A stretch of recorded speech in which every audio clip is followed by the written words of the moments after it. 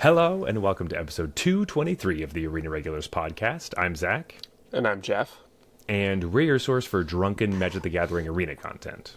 That's right, just a couple of regular guys drinking some irregular beers and talking about Magic the Gathering, usually with a focus on the online client MTG Arena. However, this episode is a very, very special one. I'm very excited. We don't get to do these very often, but we have a tournament report. This last weekend, Jeff and I both went to Magic Spotlight Eclipsed that was in Toronto. Very easy for us to get there.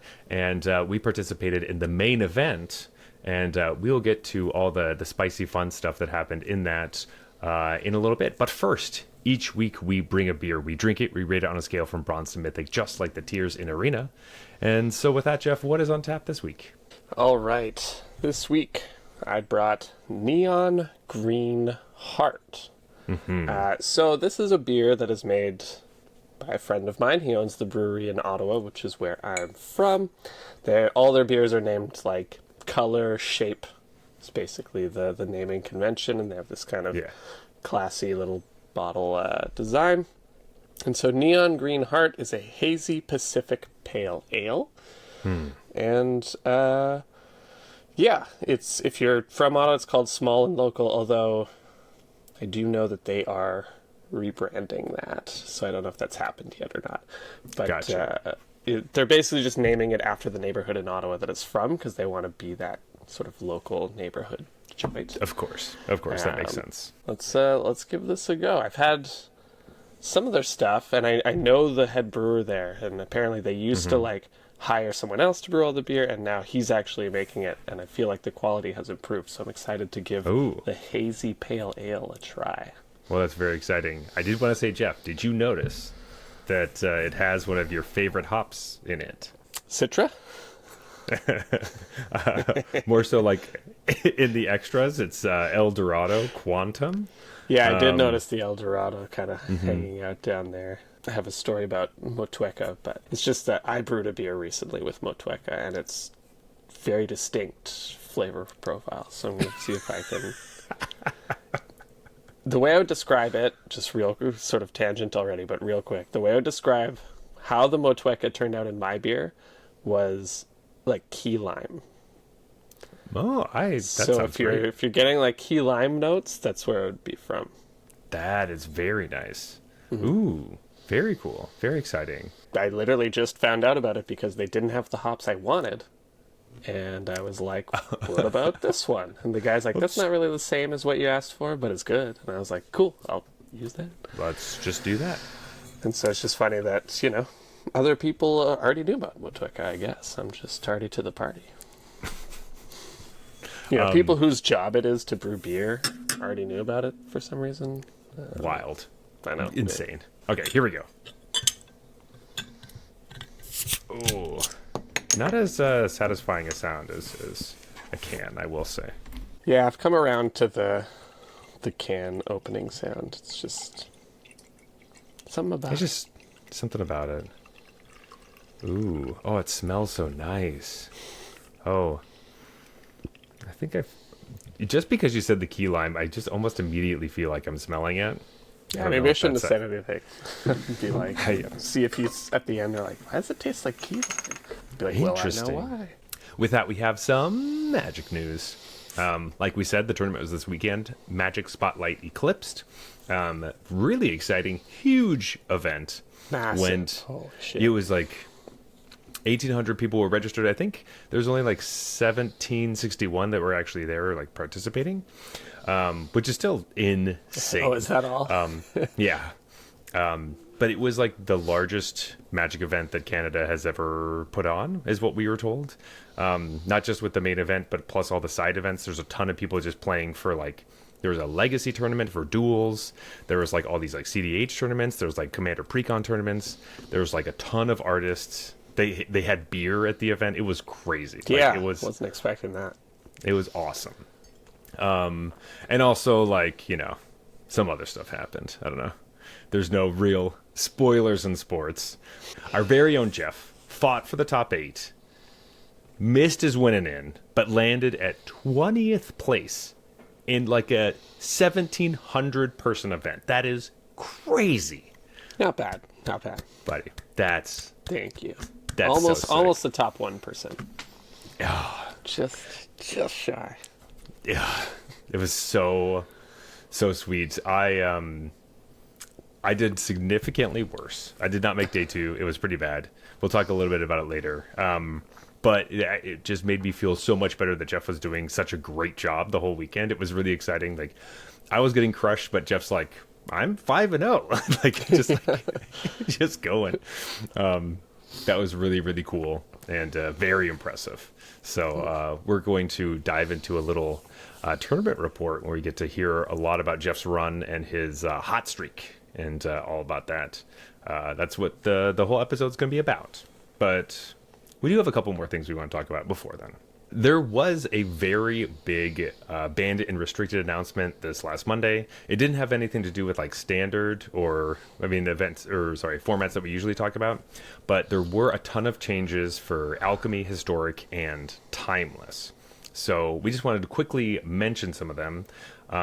Alchemy, one regular card got rebalanced, Kona, which is done some stuff in standard. You've seen some decks with it where it cheats out omniscience and stuff, but it's not a huge deal. But apparently in Alchemy it was like making more waves because like combo decks, most people play best of one in Alchemy, so this type of deck doesn't get hated out from sideboards, which just makes it a lot stronger. They're rebalancing it so it costs more mana, but that's the only rebalance for regular like paper cards. The rest of them are all rebalances for digital only cards, which I think is the best possible thing they could do for that format, is not change any paper ones anymore, or do their best not to, and just rebalance the digital ones that they inject in the format, and that will make it easier to jump into for new players. As well as we had, there were 4 cards that were banned in Historic: Eldrazi Temple, Ajani Nakado Pariah, Crop Rotation, and Scholar of the Lost Trove, and then 7 cards were unbanned: Magus of the Moon, Harbinger of the Seas, Force of Vigor, Force of Negation, Endurance, Wilderness Reclamation, and Agent of Treachery. A lot of stuff I wasn't necessarily expecting, but I'm not a huge Historic player, so it's kind of fun to see the Magus of the Moon and the Harbinger of the Seas coming off. I don't really think of those as cards that have been like doing a bunch of stuff, so I think it's fun to have them back. And they're the kind of cards that I like hosing mana bases, so I think that's fun. So it's cool to see them, but I didn't really think that they were going to be a problem in the first place because they're creatures. So The limited amount of Historic that I have played, I am shocked that it took this long for Ajani to get the axe. The card is nuts. And like happy to see, little good old-fashioned mana or land hate going on. Yeah, buddy. But it is a little traumatic to see the name Wilderness Reclamation again, so... That was one of the ones that I was a little bit more nervous about, because that was not a deck that I liked in general. So we will see what happens there. But it's cool to see all these shakeups, even if we're not really tuned in or plugged into those formats. Cool to see some. I really enjoy unbannings. Like whenever there's like unbannings for stuff, I always think that that's just the direction I would want to go most of the time. In paper, they're so cautious with unbannings. I think probably because of like the financial element involved. But with Historic, I like to see them just be a little more liberal with it. And like, if it dominates, just ban it next time again. Like, it's not that big a deal.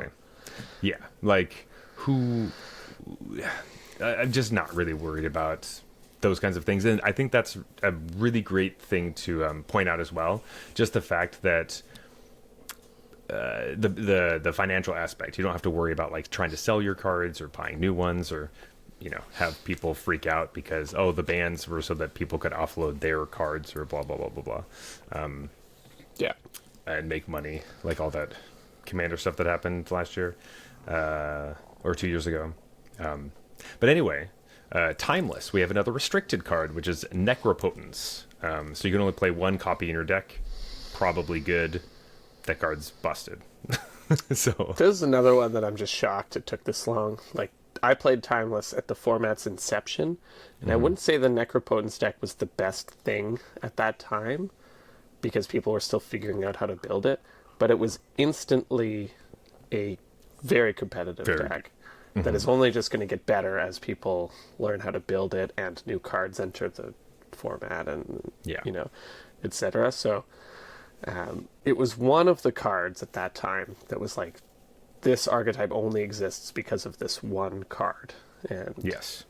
Yeah. generally It's when like- you have something like that, it's very hard to contain. And so I thought it would get restricted sooner than this, even though I was never playing being like, this deck currently is a problem. It just was like, this feels like it's going to be a problem at some point. Totally, yeah.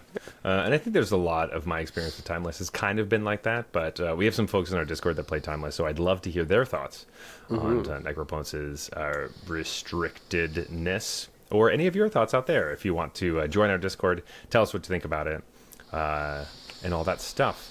One more thing. Next weekend, February 21st and 22nd, is the Arena Championship. It's number 11, and they're playing Standard, which is really exciting. I love when they play Standard in these events.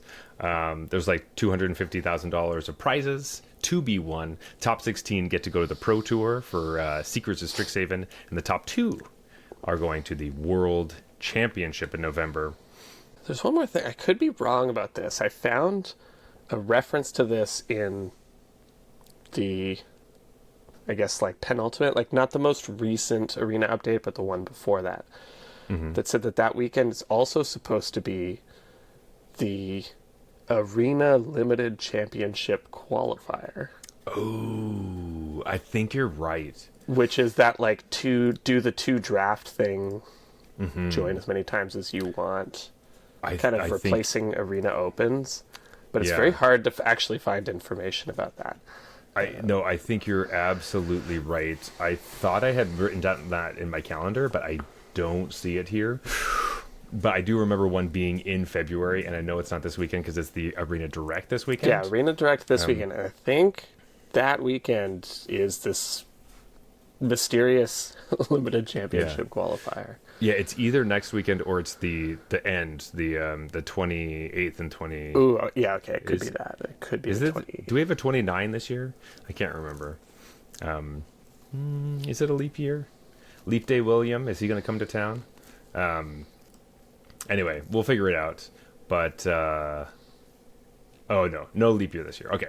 But yes, that tournament, that is exciting to get to the Limited Championship in 2027. Because, this might be a good time to jump in, because there was a Limited Championship qualifier at the Spotlight that we were at this weekend,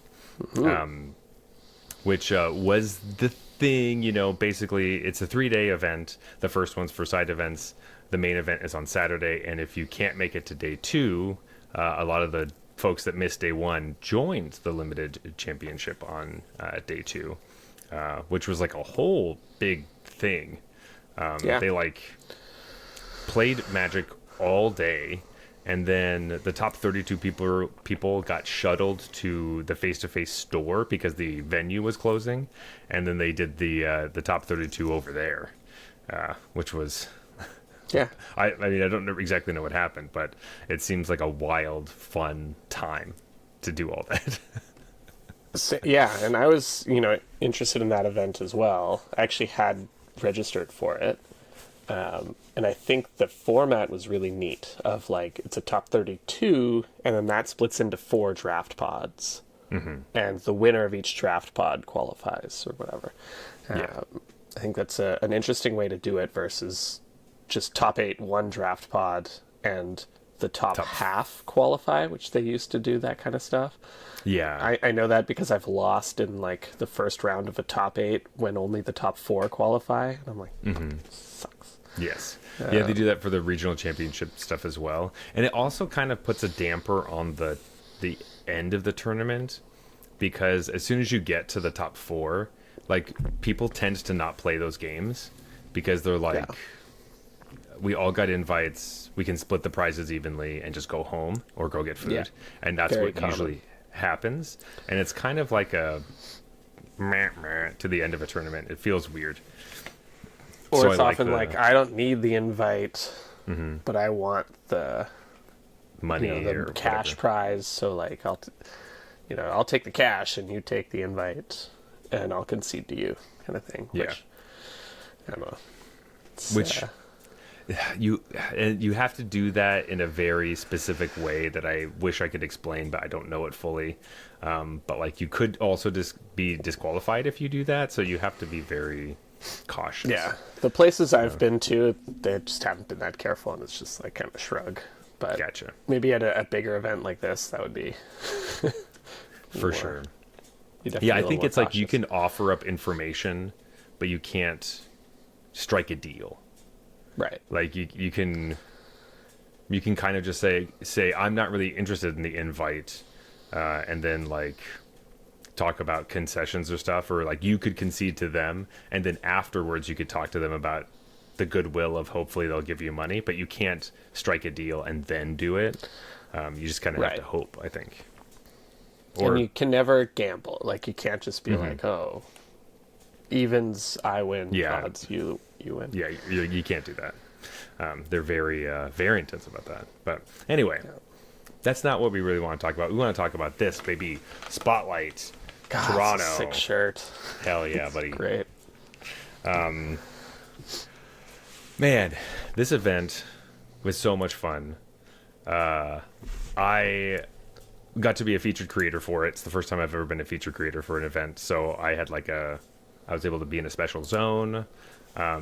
Shout out to Steel City Steph and Steel City Brad for being awesome. Steph ran the whole creator thing. She organized everybody to come in, and there's a bunch of different events people were doing. It was really cool, and it was really fun to be a part of. And that was probably some of the highlights for my weekend, as far as meeting a lot of these people I've met online and doing this stuff and playing in some of these types of events. I had a meet and beat with Ultimate Guard where I played Pai Gow with people, and I had a line the whole time. It was good. It was a lot of fun, and I hope we have another one in the future. I would love to have this many people come out again, because it feels like it's needed in this part of the world. We like these events. Yeah, it was very reminiscent of the old school GPs from back in the day, but bigger. None of those GPs were anything like that. The main event was hundreds of people, not thousands. you know? Thousands. But it was awesome just to be in that environment again. It did remind me of those old days, just a little better organized, which for the kind of extra volume that they processed was crazy. I think, I Yeah. heard people complaining oh, we're a little behind schedule, and I was like, dude, you have no idea. There's be a tournament 1/5 this size back in the day would have been, and it would have been way worse than this in terms of how far behind you are and how streamlined the process is. So all things considered, it's just I can't believe the job that the staff did with a tournament Yeah. of that magnitude. Really, face to face, it was such a smooth event. Oftentimes you hear people before the show we were just talking about how there have been events I've been doing side events at, and the main event had to do repairing because the companion app crashed or something, or they have everybody's records, but they lost who everybody played against, so they're gonna have to manually do stuff and take 2 hours to sit and do this, and so everybody takes a break to go get lunch and comes back, and hopefully they can get everything going.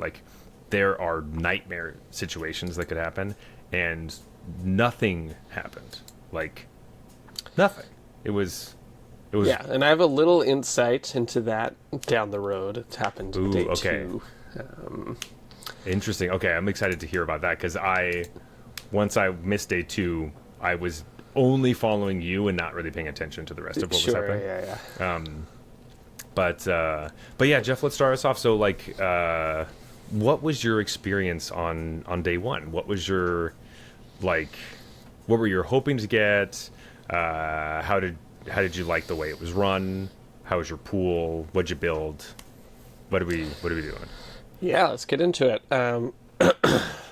So I think we talked last week, right, or last episode about what is the ideal pool? What would we want to open? And I had two preferences. I said either Kithkin, I want like a green-white creature combat deck, or the Vivid deck, just because I think that's fun and powerful. But really what I wanted was Kithkin. And in this format, for people who aren't super engaged, Elves is widely considered the best deck in the format. But I find in Sealed, it's hard to actually have the Elves deck come together, because the Elves deck kind of wants a very specific thing to happen. Like, it wants to be this, like, my creatures are better than yours, and I have this synergistic game plan. And that kind of requires you to have a critical mass of Elves. Or at least, like, stuff that cares about stuff being in your graveyard, and stuff that mills you, and, the whole Elf thing. And so, sure, the Dream Elf pool is, obviously, you're going to take that. But I think Kithkin, what I liked about it was it's a little more, not every creature in your deck has to be a Kithkin for the deck to function. And so that was what my request. I was like, give me a green-white creature beatdown. Please. And when I opened my pool, one of the first things I noticed was quite a few Elves. I had Markant's Loyalist, which is always what you're looking for if you're going to play Elves. It's the Elf Lord. Yeah. It's one of the best cards in the entire set. And then I had a couple of the Scouts, which I'm a fan of the Scout. And I think maybe one or two other ones. Yeah, but just not enough, really, for the Elves to kind of come together. Kind of, right? Like, I was missing cards that, for me, like, I think I had a Dawnhand Eulogist, which is a great card in the Elves deck. But really what I was missing was, like, kind of like the Cavaliers. Those kinds of... that's one of my favorite cards for the Elf deck. And I didn't have anything like that. And then I had some really powerful Kithkin rares. So I had Brigid and Brigid's Command. And then I had a bunch of reasonable 1 and 2 drops in green and white. So I had the Merfolk Tapper. Wait, did I have the Merfolk Tapper in that deck? No. In my sealed pool, I didn't have the Tapper, but I had just a bunch of 2-drops. Right. Amazing. And a bunch of them were Kithkin. And then I had the... the Chicken Knight. What's the actual name of the Chicken Knight? It's like Foul... Gallant Foul Knight. Yeah. And so I was like, okay, that's kind of a reason to be Kithkin. We're just going to be a curve deck. We're going to have 2 drops, 3 drops. This guy, we're going to smash face. Yeah. I felt like my removal was... I only had 2 removal spells. I had Liminal Hold, which... Beautiful. Mwah, chef's kiss on Liminal Hold. That's what you want to see when you open your deck. And then Brigid's Command, right, is like... fight spell. Fight spell, yeah. So, I decided to splash the Merfolk Champion. As a way, because I had all these white Merfolk, just sort of incidentally, I figured we could get there. We could get there on the Merfolk Champion. So, I splashed that. I think the other option was to sort of do an Abzan thing and take advantage of Elves and Kithkin. Sure. Or originally I was even thinking maybe this is an Elf deck just because I have like the Loyalist. I kind of quickly abandoned that. Was like, no, we should be green-white. I think mostly I was like, am I just biased that I wanted a green-white pool. That's what I'm getting. But eventually I was like, there's no time to think about that because you only have half an hour to build and register your deck. I do have to say I felt that a lot. It's fast, huh? Because usually it feels like even with this event, so most of the time when you're playing in a sealed event, you get 6 packs and you open them up in front of the person in front of you. That's like making sure that all the cards are actually there, and you just kind of open and show them, but you're not really like, looking at them very much. You're just kind of splaying the cards, and then you switch the piles, and then you write down each other's pools, and then you switch them back, and then you build. However, in this one, all the pools were pre-registered, so when you got a deck box, when you opened it up, it already had all the cards out of the package. They were all like sorted and they're ready to go with a piece of paper that would already said like the only cards on your paper were ones in your pool, and the person who verified it across from you just made sure that those were in fact the right cards.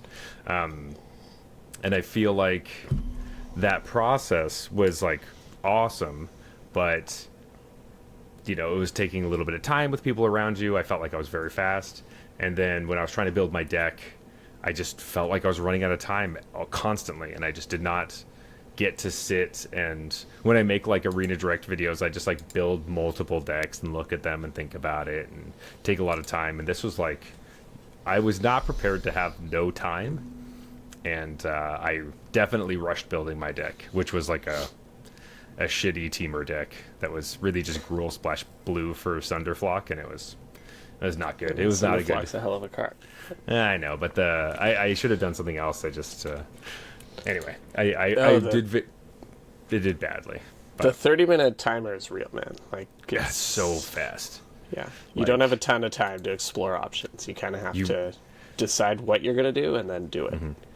So literally, because like I was spending a bunch of time just trying to figure out my mana base, and so I was like, I didn't even have time to think about other decks. And so you saying, I looked at elves and very quickly abandoned it. You can't even go back to that idea. You're like, I just have to do something else because there's no time to try. Which was kind of my experience. Was I had some elf rares but not enough elves, and didn't even try putting the deck together because I was like, I don't even think I have it. I just think it's gonna be a waste of time. I got to do this other thing. And precious minutes. Precious minutes. Yeah. So I just as a quick double check, I've been lying this whole time. I did have the Wanderbrine Trapper in this deck. Okay. And I also had a Safe Right Cavalry. So I I played it, but just not in elves. Jeff is just confused because obviously he got to build many more decks than I did. I know my list very well because how bad it was, and I only played one deck. Jeff played so many he just can't remember.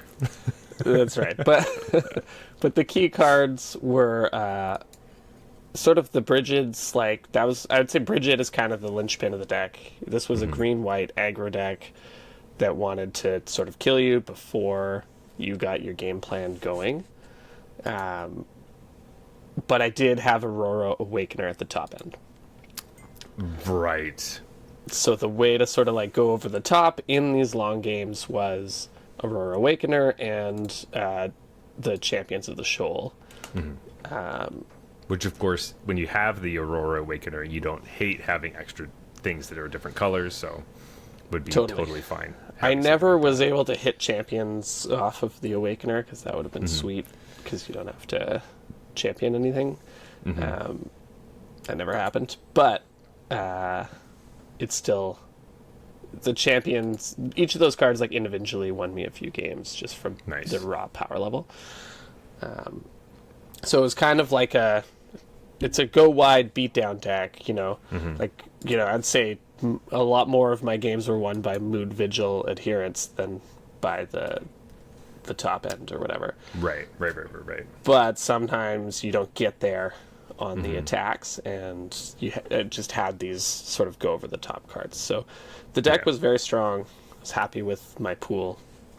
I think I built it correctly. It was like we said, in half an hour, it's really tough to explore what other options were available, but this was a deck I felt comfortable piloting of like, this is kind of a very mathy deck. It's like, sure, A lot of you're combat attacking math. and blocking, you're flipping bridges to count how many mana you have to do certain things, and like it's very much like just planning out a few turns ahead on combat, and that's what I wanted to play. So that is what I played.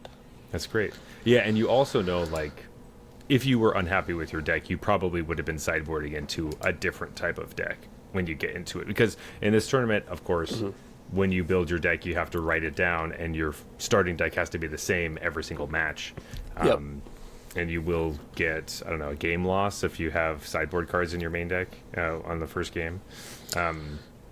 Yeah, so the way it works for people who haven't played in a tournament like this is after you shuffle and present your deck to the opponent, there's a chance a judge will step in and just say, stop right there. I'm going to take that deck and do a deck check. I'm going to go take it, and I'm going to make sure that it matches what you wrote down on your list. And if it doesn't, you're in trouble. Yeah, and they do it for both players, so it's not just like they're targeting you. They do it for... It's randomly seeded when they seed the pairings. Yeah. Things are flagged. Certain matches are flagged for deck checks because they don't want to check everything all the time. That would be crazy. It's impossible, yeah. And they give you a time extension as well. So Yeah, you come like back. They say 10 you have an minutes or whatever. extra. Yeah. The one time I got deck checked, it was 3 minutes. Like they were very quick. Oh, wow, that was fast. Okay. But yeah, so you do have to, and it is a common thing, to sideboard into what you think is the better deck because you only had 30 minutes to build the real deck. And you're like, I should have built it this way. And so they're always sideboarding into I do a completely different deck. just a better version, or sometimes a totally different deck. I'm I had bringing opponents this up. ask me if I happened to have certain basic lands because they needed so to that- like change their mana base. I mean, I was one of those people. That's why I brought it up, is because I often had changed my game plan into just like a Gruul beat deck and like get rid of all my mana fixing for Sunderflock, which worked sometimes, but obviously not enough. So Only had built the Gruul beatdown deck originally. I still don't think that was the right call. I think I was supposed to play like Izzet or something, but You had Really- a tougher pool than me, for sure. I did. I thought about going back and building, like trying to figure out what the right build was, but I think I'm just too scarred from the event I gotta let it go because I keep thinking about it. I was like, I gotta drop it. But I did want to know, were there any, like, I know, well, not to spoil anything, but you had a pretty strong run to begin the day. Where you went undefeated till round 6. So the first 5 matches, I was 5-0, yeah. you were 5-0, went into round 6, ended up losing that one, and then won one and then lost one to finish the day at 6-2. Exactly right, yeah. Were there before that? Sorry, were there any decks that you like were worried about when you're like kind of playing into them, and maybe you got, I don't know if it's like you got lucky or you had like a really exciting turn of events, a great top deck or something that you weren't expecting that kind of turned the tides and kept your train running? Because we didn't get to, like, the other thing, the event's so large, I didn't see Jeff often. Like, we only got to see each other every so often. You can't just like go back and like talk about each match because it's like it's just too big. I have no idea where he is. So like, we only got to talk every once in a while. I barely saw you on day one. And my matches ended up going fairly long, most of them. Yeah. So it was always, it'd be like, oh, they're preparing already. I just have to try to get in the line for the bathroom so that I can be back in time so they can do this. I think on day one there wasn't a ton of like top deck kind of moments. What I had was a lot of I'll keep this hand, it's fine and it's excellent if I draw a forest, and then forest right off the top. Immediately off the top. It's like never didn't have it. And so it was a little more like, you know, I want to play this 2-drop and this 3-drop and this 4-drop. The hand doesn't perfectly curve out as is, but it's likely to get there. And if it doesn't, it's still an okay draw kind of thing. And then it just got there. that happened a few times. I think the closest one I could think of is in round 5, actually. In round 5, I was playing against a competitor from New York. It was very nice, by the way. This was the guy that asked me if I had islands in sideboarding. Oh yeah. And I was like, I have one island, but I need it. And he was like, shoot, can I just use this mountain? And because his deck was green-black or something. And I was like, I really would prefer if you just go to the land station and get the island, because I don't want a judge to come by and like see you tap like a red mana to cast a blue spell and say, and we had a deal. We have to deal with that's that. kind of weird. Yeah, that's it's like normally I wouldn't care. I'd be like, fine, the mountain is an island, like whatever. Yeah, but just at the this in kind the of 4-0 event. bracket where judges are kind of walking around. Of course. Well, you could also do the thing where you're like, yeah, you could put that in your deck, and then when he tries to cast it, it's like, you don't have blue mana. No, actually, you can't. You Actually, my can't. spell isn't countered because Judge? Yeah. My opponent tried to tap him. Can you imagine? The ultimate. I mean, yeah, that's. I think there are people out there that would do that. It seemed like you had some really great opponents that seemed, obviously super chill. If you're in the 4-0 bracket and someone asks something like that, they're obviously a pretty chill, cool opponent. Honestly, for the most part, that was my experience. There, maybe in later rounds, there was a couple of instances of. Right. Yeah, we'll get to that. Yeah. Yeah, but for the most part, I found that through the whole event, that just very, very nice opponents. But there was, like, I was in trouble. I needed a removal spell to basically stabilize the board. I was just so far behind on board. And I did manage to rip the blue champion of the shoal. And I guess I didn't mention this, but my deck had a mutable explorer, which was kind of like the hero of my deck, because it showed up almost every match. It was just like always there. I had this guy. And so I was able to champion the mutable explorer with the champion of the shoal, and it tapped down my opponent's creature. And then because it like tapped, it essentially keeps 2 creatures locked down. Like the champions of the shoal is crazy. When I cast it, my opponent was like literally like had a visceral reaction of being like, every time I play this format, I lose to that card. Like that it's the. And he was just like, he was very joking about it, but he was just like, no, not the champions of the shoal. Not the champions. God. Not like this. Don't make me go out like this. And that was game 2, and I ended up winning, of course. And then in game 3, I like tapped. Well, sorry. Yeah, I thought you meant you won the match because, of course. Well, I ended up winning, of course. Yeah.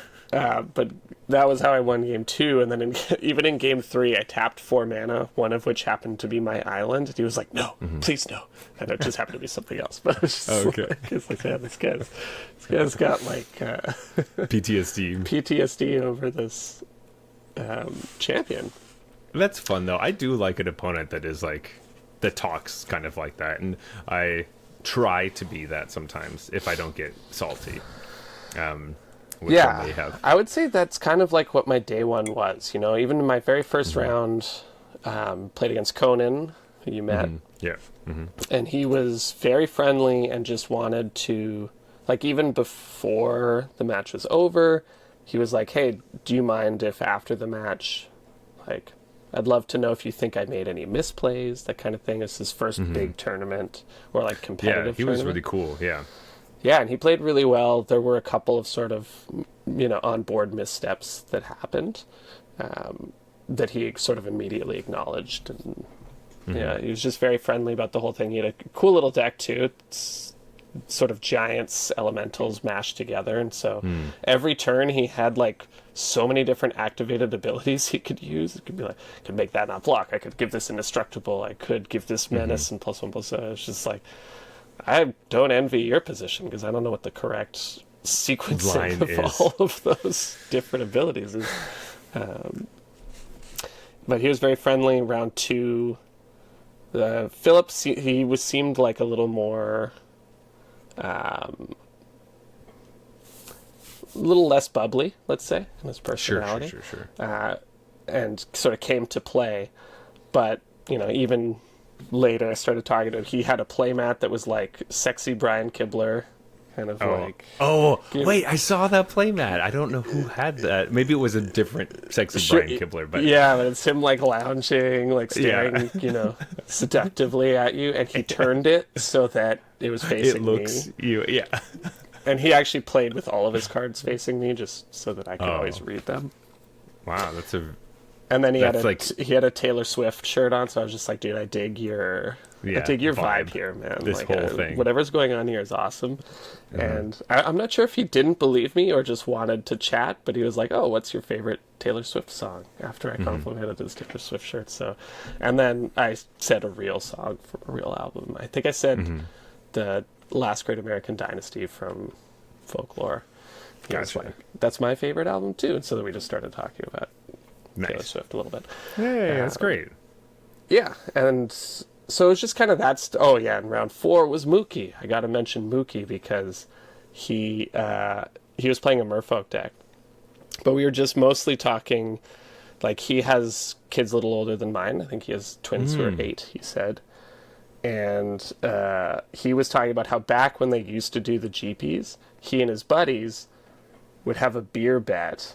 How did it work? It was basically just like the earlier you get eliminated in the event, like the more beers you have to buy for the group, kind of thing. Yeah. And so it was just... I owe you a lot of beers. Yeah. Oh boy, yeah. And I was like, man, I wish I knew you guys back when that was happening, because I would have been super down with this play group that is more interested in like the after party than the actual event. Than necessarily spiking the event. Yeah. But yeah, so then around 5, that the opponent from New York, his name is escaping me right now, but he was very nice, and I told him. Is his name to Simon by chance? No, I told him to listen to the show, so I'm so sorry if you are listening that I can't get Melee to bring up my record. I don't know how Melee works, but or my schedule. Your thing. You said your round 5 opponent? That would have been to go 5-0. Yeah. Yeah, it says on here Simon Scrutton. Anyway, I don't know if that's right. their actual name, but I don't think his name is Melee is also one of these things that can be hard because you don't always know if that's actually their name or not. Doesn't ring a bell. Yeah. My tournament started a little bit different just because my round 1 opponent was definitely there to play. They were perfectly fine. They were not like rude or anything like that, but they were definitely not giving an inch and just like focused on the match and being very like not giving me anything, which was totally fine, and that's what they should do.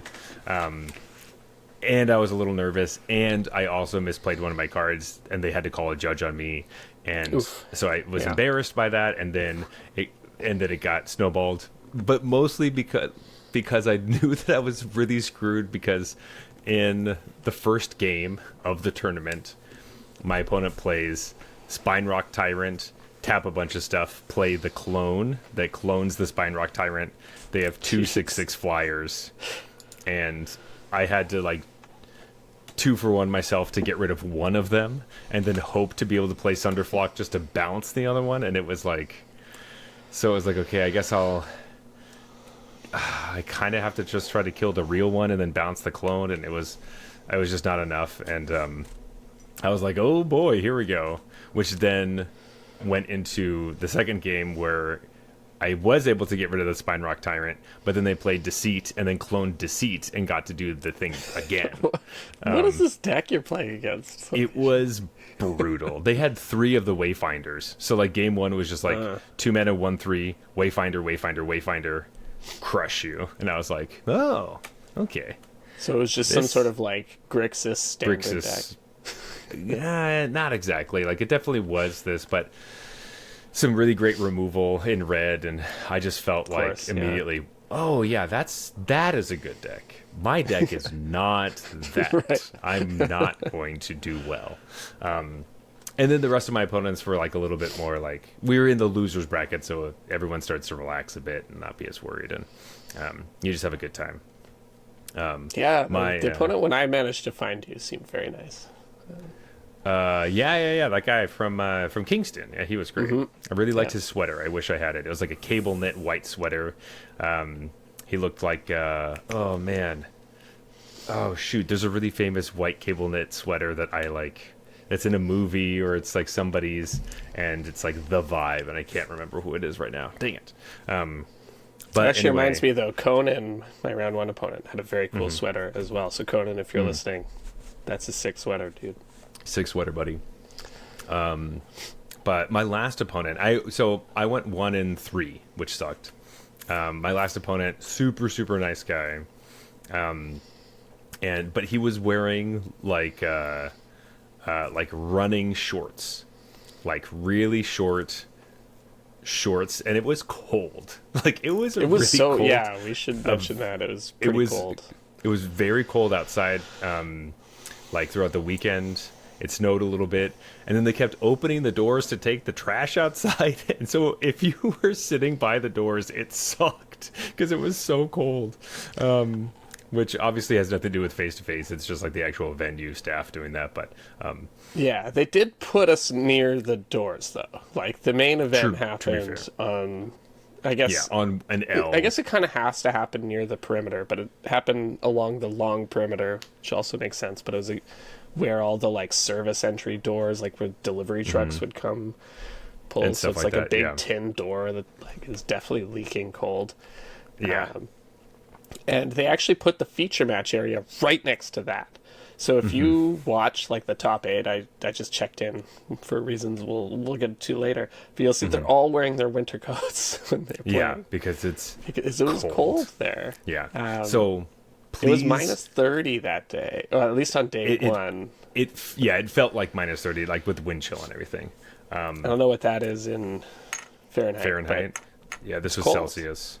It's very similar. Once you get to like minus 30, it's Right, what, like it's like minus 16 20 or whatever is where they.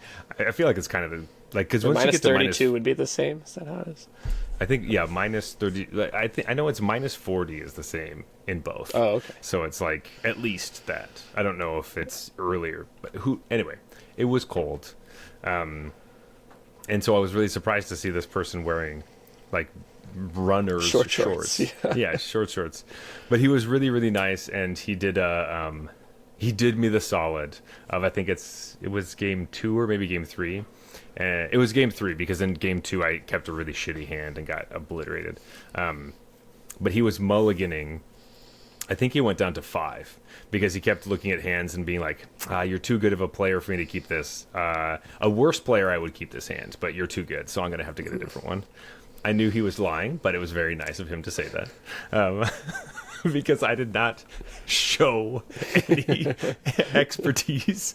You're like, if you think I'm good because of that, I'm offended. Well, but anyway, so yeah, it's just a good reminder for everyone out there. Like, hey, if you want to play in tournaments, the people are super nice, even if they're like really like tournament focused and like my first opponent was not a mean person. They were just focused, but when I got to talk to them afterwards, they're very nice. Like, everyone's just there to have a great time, hoping to win. But don't be afraid of, like, I don't know, angle shooters or whatever, because there might be some, but call a judge. I did hear some stories about that, but always call a judge. It happens, but it's rare. And just call a judge. It's not like the thing you get just bombarded by, like match after match after match of you just trying to make sure people aren't cheating you. Like, that isn't what's happening. But anyway, Jeff, we finished day 1. It gets later on. I don't know if, like, how did you feel when you took your first loss? Maybe did you feel like it was kind of fatigue that was setting in? Was it like your opponent had like a better deck than you? Did you feel like you made mistakes? Yeah. Yes, all of those things. So my 6th round was against a guy named Nigel. He was also very nice, but a bit of this, like, I'm here to play. mentality. And he came from Texas, so he Oh wow. Okay. Yeah. like he traveled for the event. Yeah. I forget exactly whether I won game 1 or game 2. But anyways, we went to game 3. Yeah. And in game 3, I think I was on the play, so I must have lost game 2 and won game 1. I recognized that my opponent's deck was a lot more powerful than mine. And so I had to be the aggressor. That's the only way I could possibly win. And I think I did not manage my resources well at all. Like, I used a Blossoming Defense when I really shouldn't have, because I put myself in the position where I kind of, like, had to. It was an attack that I thought he wouldn't block, and then he did. And I was like, fuck, now I have to use the Blossoming Defense. And there's a few other mistakes I made, just like he was tight on mana, and I was tapping down the wrong thing. And so I thought I played game 3 of that match like really, really badly. I think, as it turns out, I think there was like an avenue for me to maybe, like, it would have been tight, maybe squeak out the 20 damage, because he was stumbling a little bit on his mana. But then when he hit it, it was like one of the craziest things I'd ever seen. Like, he had the Champions of the Perfect. He had, Gloom Ripper. He had the Elf Command as well. Like, he just had everything. Like, this was the nuts elf deck, and I knew that. Yeah. So that's what I think led to some of my mistakes. I was trying to be too aggressive. But I think I was tired, and I was like walking in. He was Abzan, so I walked right into like a really bad protective response. Oh yeah. That I had been like explicitly playing around friggin' all day, you know. So I was like, I've been aware of this card all day, and I just like ran right into it in the stupidest possible way. And so I thought I played really badly, but my opponent also played well and had an excellent deck. I can't guarantee that I could have won with tighter play, but I think you had better chance for sure. Yeah, I think I could have. Yeah, that does make it feel a lot worse. I just like when you're the weaker deck like that, you need to manage your resources. It's like a really fine line, and I just I wasn't even close to that line. I stumbled way over it, like I was hammered. I and then my opponent just has this massive board that's absolutely going off. He had the Eclipsed Elf, like he had literally everything. That's so tilting too, just to see. When you're like playing against somebody, you're like, well, how do you have every elf card? That's crazy. Yeah, like this is sealed, right? Yeah. It's almost like call a judge over, get this guy's deck checked, because holy shit. But it's like sometimes that just happens. Like it's just. And with 1,800 players, it's going to happen to someone, and you're more likely to see you'll them find as you them. start. As you're winning, you're going to see them. But he was also very nice and a strong player. I don't want to make it seem like he just got lucky or anything. But I think the opportunity was there for me to do a lot better than I did. Yeah. And so I do kind of consider that one a punt. I think I kind of punted that match. And part of it was just being a little tired and stuff. And so I actually, after that, I went outside into the minus 25 or whatever, minus 30, and just stood there just for a second to wake myself up a bit. And then I had a sandwich that you gave me. Zach was feeding me during the course of the weekend. I had a bunch of snacks prepared. It's hard to get food at these things. It's like they have food there, but you have to wait in line to get it, and then also wait for them to make it and then eat it. And usually you just don't have enough time for that to happen. Right. There's 3 food trucks for 2,000 people. So I was taking some advice from Benton Madsen, who always has Cliff Bars. So I had Cliff Bars. The Cliff Bar was key. Yeah, I didn't mention that. You gave that to me after round 2? 2, yeah, after round 2. Yeah. So I had lots of snacks, and I brought extra for Jeff because I was just taking care of me. Yeah. I also knew some other people that were going to be there, so I wasn't sure who would need what. So I just brought a bunch of extra stuff. I also, because I was a creator, I had like a zone I could leave my things, so I could bring extra bags and not have to carry it around with me. Because that's the other thing, like you have to be very specific about what you want to bring to events like this, so you don't leave things behind or make mistakes or anything like that. But anyway, I'm glad the food was helpful, because then you got to go into round 7, maybe a little refreshed.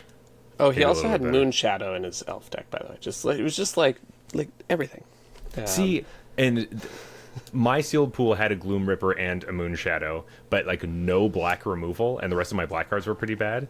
And then like I did not have enough green elves, so it was just like I want to play these cards, but all the other ones are not very good, and I just feel like it's not. In the end, whatever. I don't even know. Sorry. Yeah. So now I hate Moon Shadow because of that. Because I didn't play it. Totally fair. Because I the hate rest it of the- because Nigel wasn't even bothering to take the counters off because he was so far ahead that he was just like knowing stuff and just like it's forgetting you know, to take them off. I'm just here because I'm supposed to play it out, but like there's nothing in Yeah. my deck that gets me out of this situation. That's well, how brutal. And you're Well- at like 4 or 5 or whatever. I was like, I definitely could Is it- have made this happen if I didn't just spew cards for Yeah. no reason. Like I was playing Arena at midnight after a few beers. That's kind of the mode I was in. I was just like, I played the whole tournament like that, so I understand completely. but yeah, the minus 30-degree weather and the sandwich kind of aligned my mentality because I was like, fuck, I'm gonna blow it. I'm gonna go 5-3 and not make day 2. That's what's And- gonna happen. You know? 5 and 3 is the worst, because you had to go 6 and 2 to make day 2. Yeah. Which So 5-3 means you were there for as long as possible without qualifying Yeah. for the next. yes, which thank God I only played 4 rounds and I got the hell out of there. Kind of. I don't remember round 6 super well, but I'm pretty sure they were on elementals. And I remember the guy was very, very nice, and like after it happened, congratulated me on making day 2. And Oh, Yeah, that's so- nice. so I did win round 6. Or round 7. Round 7 to get the 6th win. Yes. And then the last round of the day, I played against a Stefan. So Stefan, if you're listening, we were both like pretty tired, but we were playing. When he sat down, he's like, "So we should play this out, right? Like not draw." I'm like, "Draw? Round draw? 8? Yeah. The- Why would we do that?" Why would we try? So we played it out, and he had like basically a Jund mid-range deck. It was just kind of like Jund good stuff. And I smoked him game 1. I just kind of curved out, and it Yeah. worked. Game 2, I did a similar thing, and he mulled to 5. I was on the draw. He mulled to 5, and so I think I was mentally already kind of like, all right, let's I pack this won. up. Let me look Yeah, up yeah. like trains home and stuff. And so I like played Bridget. I had a huge board, and then he hit me with that like everything gets -2, -1, -1 my counters God. that he sided That's- in. I'm pretty sure, Of course. Yeah. and was able to kind of like claw his way back. We had a pretty good back and forth, but I ended up sort of flooding out, and he drew a bit more gas. And it was one of those similar thing. Like I feel like every game I lost was because I played Blossoming Defense as a combat trick. But I did that to kill one of his big creatures that I couldn't otherwise deal with. Get through, And then yeah. he immediately top decked a removal spell. And I was like, Of oh, course. And then dirty. yeah. But I don't feel Well, it's- like I made a huge mistake in that game. No, Just but I because if your deck only has 2 removal spells, like you're gonna use your combat trick as a removal spell whenever you can. So yeah, like, I had to, because he had the creature I was able to take down with it is the Moon Vigil Adherence. oh yeah, absolutely. Yeah, I would make that play too. And I was I just don't, like, I kind of have to do this. especially if you're in Kithkin, you're kind of going wide and stuff. Like I think I'd be fine with that. Like, I Like, just they don't have, I just don't have another answer. You can't just afford to sit around and wait for that to trample through you, right? So Totally. And I think he had a cavalry as well, so it was like, this was my chance, because otherwise, if he has the mana up, I can never he's kill just this gonna thing. exactly, yeah. And then game 3, very similar thing. I just kind of flooded out, but his deck was cool. It was like Jund. It was just like Jund good stuff, Nice. and he was exceptionally nice. He ended up being like, the guy like. We'll get to that, but on day 2, we were both just like come back to each other and be like, did you win? Did you win? Yeah, it's just like very exciting. Oh, for each that's other, so nice. Oh, that's great. Oh, I wanted to be that guy. That's okay. That's all right. Where were you, Jeff? man? I know. I was doing other things. Actually, I came to the tournament late on Sunday because I was taking care of my child then. I was like, all right, I can have a slow morning. This will be great. But what I really want to hear about, Jeff, it's pretty late in the podcast, but day 2 has all the exciting stuff that I really didn't get to talk to you about, which was I kind of know what your decks are, so we're going to get to those. But I want to know what it was like drafting in this way. It was a called draft with stamped cards that were sleeved just like the Pro Tour. Yes. Jeff, what is that like? It was really cool, honestly. It's just like the Pro Tour, right? So they have these Pack A, Pack B, Pack C, and it's all sleeved and stamped. And you're supposed to, like, it's one of the cards is reverse, so that if you flip the pack, you can't see anything. So you have to sort of surreptitiously flip that, of course, and count the cards. I think the thing that surprised me was anyone who was wearing a hat had to turn it backwards. And it's because it's very important that your eyes are only on your cards, that you are not looking at what players around you are looking at. It. And if you have like a cap that's covering your eyes, the judges or other players at the table might not know that you're cheating, essentially. So there's kind of this interesting thing. A bunch of people at my table had to flip their hat around, and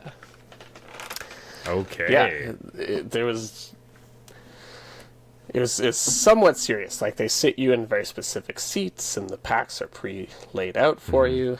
You have to count the number of cards, and each time you have to sort of clearly demonstrate to who you're passing to that the correct number of cards is in the pack. Are there, yeah. And it's fast. That's what I remember thinking. Like, I don't know if I think it's like 50 seconds, and then it subtracts 5 seconds each time, which is maybe similar to Arena, but it felt really fast doing it with physical cards in person. Yeah. So, like, I don't have a perfect memory of how the draft went, because honestly, I was kind of like, this is quick. I just got to focus on, like, keep track of because you can't see what cards you've taken so far. So you have to keep track of. Yeah. You have like a minute or maybe even 30 seconds after the first, like, in between packs, to look at what you've taken so far. And so I was using shortcuts like, I need 2 drops and I need removal, and I have to prioritize that over card power at this point, kind of thing, after the first pack. But yeah, otherwise it's a draft. My first draft, I had Edgar Magalesh at my table, who is a Pro Tour top. I don't know if he's won a Pro Tour. I know he's come very close, but he top aided the last one. So the most recent one, yeah. Yeah. But I think he might have even won one, but either or second place or something. Can't remember. He was a Amulet Titan, like, veteran who knew that deck. Right. It was just, well, I want to quickly say before we get into all of it, there were many pro players there. Eduardo was there, Arne Huschenbett was there, Simon Nielsen, Marcio Carvalho. There was Nicole Tipple was there. There was like a lot of like faces that I'm like, I haven't been around these people before. We've talked about them on the podcast a bunch. It was just really cool to be like, you were on my fantasy team last weekend, like, and you're here. Like, that was pretty sick. I didn't talk to any of them because I never really had the opportunity, and you don't want to be that person, but sure, yeah. It was just cool. Though, who knows? Like, they might appreciate people coming up and being like, "Hey, nice or whatever. But it was just, it felt cool to be in the same room as some of them. I was like, okay. Yeah. But anyway, Jeff, sorry, continue the draft. All right, so we sit down for my first draft and we get going. And my pack one pick one was Dawn Hand Dissident. Okay. All which right. So I was like, this is reasonably strong. This is in the best deck. It's an elf. I don't think it's like the bomb rare you're hoping for in your elf deck necessarily, but it's definitely above replacement level. It's strong. So I took it. And honestly, this draft was kind of straightforward. Like, I was in an elf seat. I happened to take some early elves. You know, I was prepared to move and find the appropriate lane. I just didn't really have to. People passed me elves. And the whole draft, I was just like, I have power. Like, I have the elf synergies. You know, I had a couple of Cavaliers. I had, like, a Morkant's Loyalist I was able to pick up at the start of pack 2. Which really just, for me, that's like a sigh of relief. You're drafting elves, you pick up the Loyalist, you're like, okay, we have a deck now. Like, it's fine. And so I was just like, all I need now is just 2-drops, because 2-drop into Loyalist is what you want to be doing. Like, that's the nuts. And so take all the 2-drops, and I was a little light on removal at that point. So I was like, an all removal, and take that over anything but like a powerful, you know, like a Gloom Ripper kind of thing. Another Loyalist, exactly. Eclipsed Elf, you know.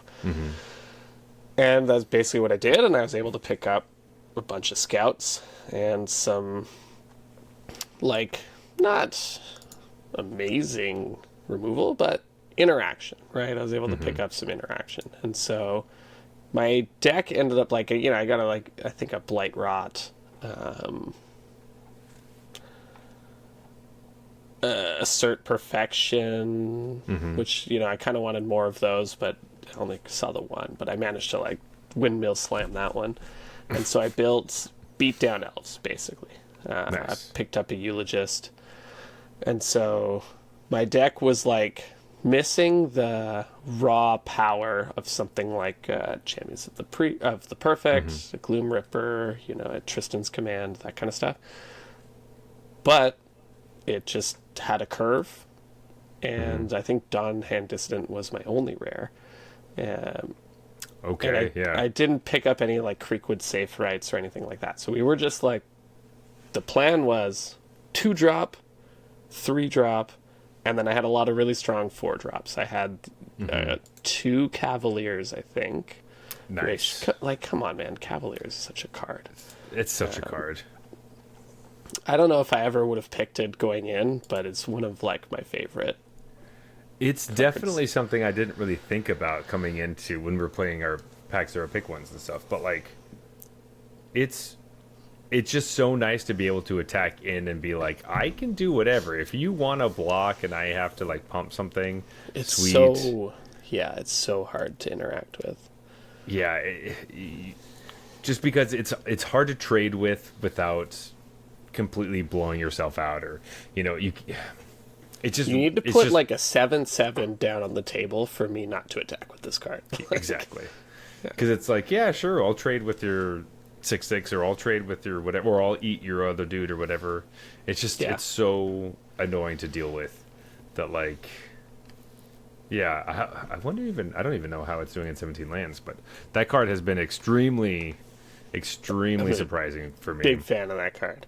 Yeah. But then I also snuck in, you know, it's not an elf, but it made the cut. I snuck in a Bristlebane Outrider as well. Oh, and so my deck was just like powerful 4-drops, and that was kind of the game plan.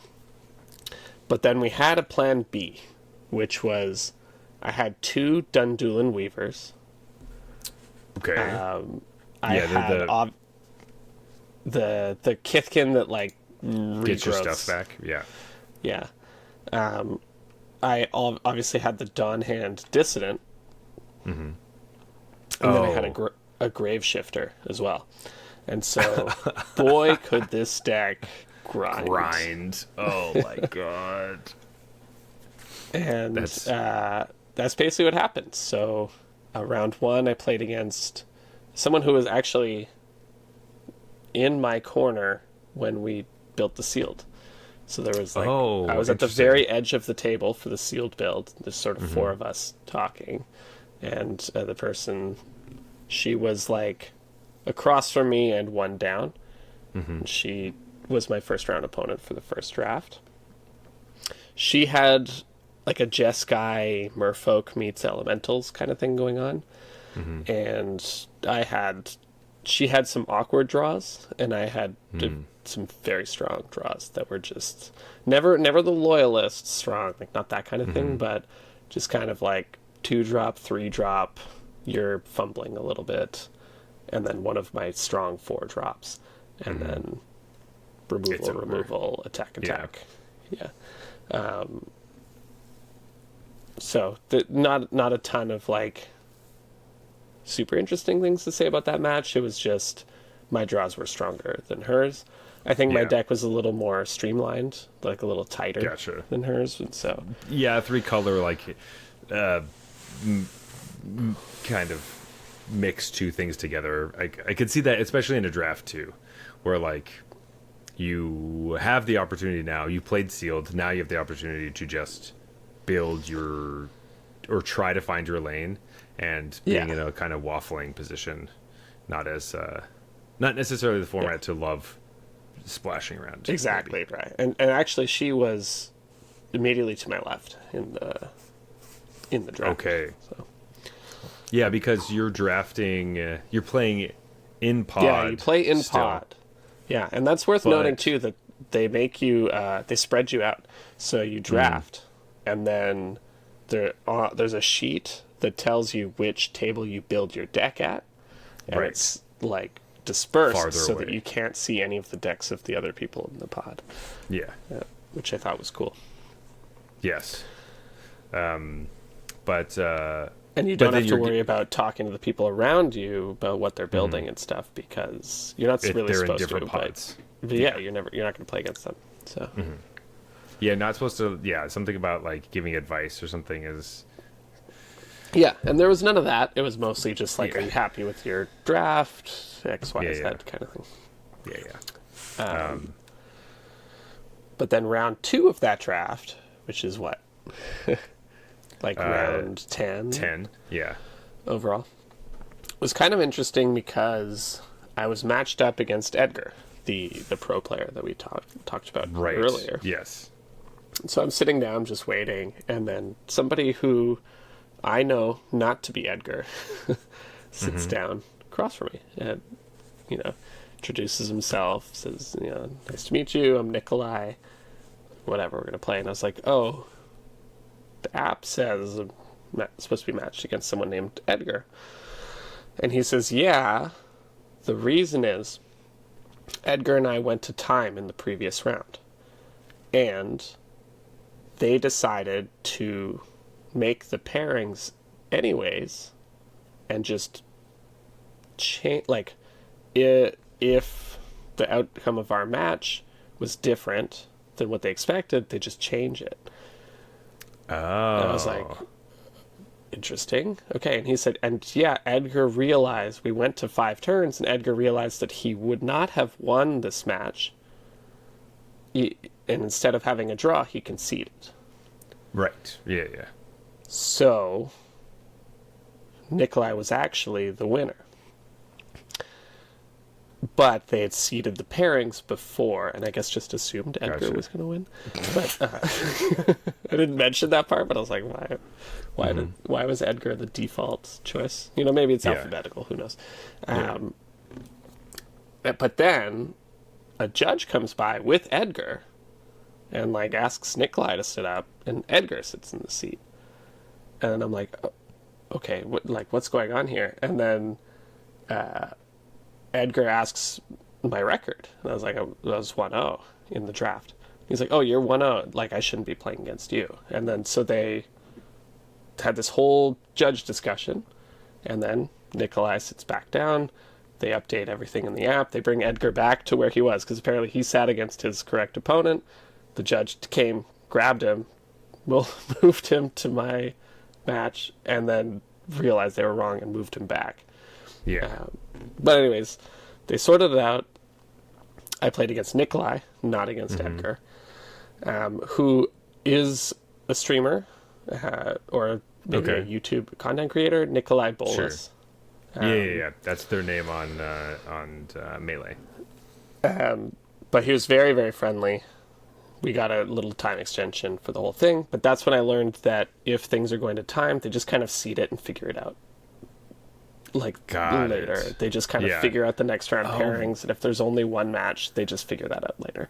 They just, so they don't have to worry about all of the stuff all at the same time. It's not chaos for everyone. It's chaos for like one or two matches, right? And that Edgar was nice enough to concede a match that he didn't have to, and that added to the confusion, I think. But pretty straightforward. I think I won game 1 just with a curve out. He won game 2 with kin binding. Sure. And then game 3, I had like the absolute nuts draw. I think it was even on a mull to 6, but I had turn 2 Iron Shield Elf into the Loyalist, into like removal, and or into Cavalier, followed by like 2 removal spells. It was just like a total ridiculous just annihilation. Yeah. Like the best 6-card hand I've ever seen, kind of thing. Just like, but this was the one where it was like, I don't actually, all my cards are black, so I don't think it was the Cavalier. All my cards are black, but I don't have a forest to hit the Loyalist on turn 3 at the moment. But I have things I can do otherwise, like I have a Blight Rod or whatever. I can play the game, and then I just hit the forest. It's like, all right, cool, fine. I guess we're just going. We're just pedal to the middle. We're just doing like the Iron Shield Elf into the Loyalist into. I think it was just a Scout plus. It was a Scout plus a Assert, so it was just like very, very nice draw. And they didn't have a removal spell for the Loyalist. Like if they have a removal spell for the Loyalist, it's a different game because I didn't have anything in my graveyard to get back either. So I just played it and was like, if you kill this, we keep playing. If you don't, this is going to be a tough one for you. Yeah. Wow. Oh, so you're heading into the 3rd round of your first draft. Were you expecting to be 2-0, like when you built your deck and you like came out of the draft? Like maybe not in the morning, not before you drafted, but when you had drafted. Before I drafted, definitely not. I felt good that I was in the correct lane, and I knew that I was in a deck that I know how to play, which is like creature combat. And I think the overall power level at our table, based on what I saw in my seat, was quite low. So I was happy with my deck. If you asked me, I probably would have guessed it's a 2-1 that's going to lose to just like some bomb that someone else opened, because that's what I was really missing. Was I don't have that like, this is the best card in the set kind of card. Although like Morkant's Loyalist is almost that, you know what I mean? Like that was my rare. Yeah. And so I was happy with the draft and where my deck was, but you just never know what someone at the other end of the table opened, and that's true. They're doing kind of thing. So, but are you like? I would say like after the draft, I was confident that I had a good deck, and that you could win the pod. Was like, I thought it was a possibility, but I wasn't like counting on it, kind of thing. Yeah, because I didn't think my deck was so good that it would be a disappointment to lose the pot, kind of thing. I mean, like when I had talked to you in day 1, I think, no, because you had, I think it might have been day 2 when you had been already telling me that you were thinking that when you went 6-2 in day 1, you thought you were already dead for top 8. Oh yeah, that's worth talking about, because when I sat down 6-1, that's what everyone was talking about. Yeah. That 6-2 is dead for top 8 because of the raw number of players at the event. And that made sense to me because the number of rounds was similar to a tournament that's almost like half its size. Mm-hmm. And it's still tough to make top 8. So it's kind of just like taking for granted that because I had already lost my second match, I was dead for top 8. Mm-hmm. Spoiler alert, that wasn't true. And I'll just talk about the reason I think it didn't end up being true right now. When,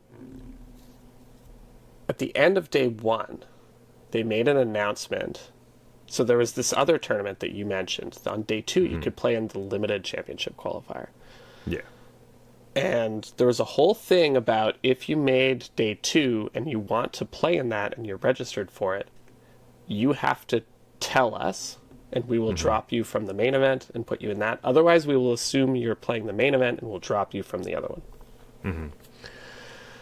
And then they started offering stuff. So they were like, if you decide to do that, we will give you 6 packs.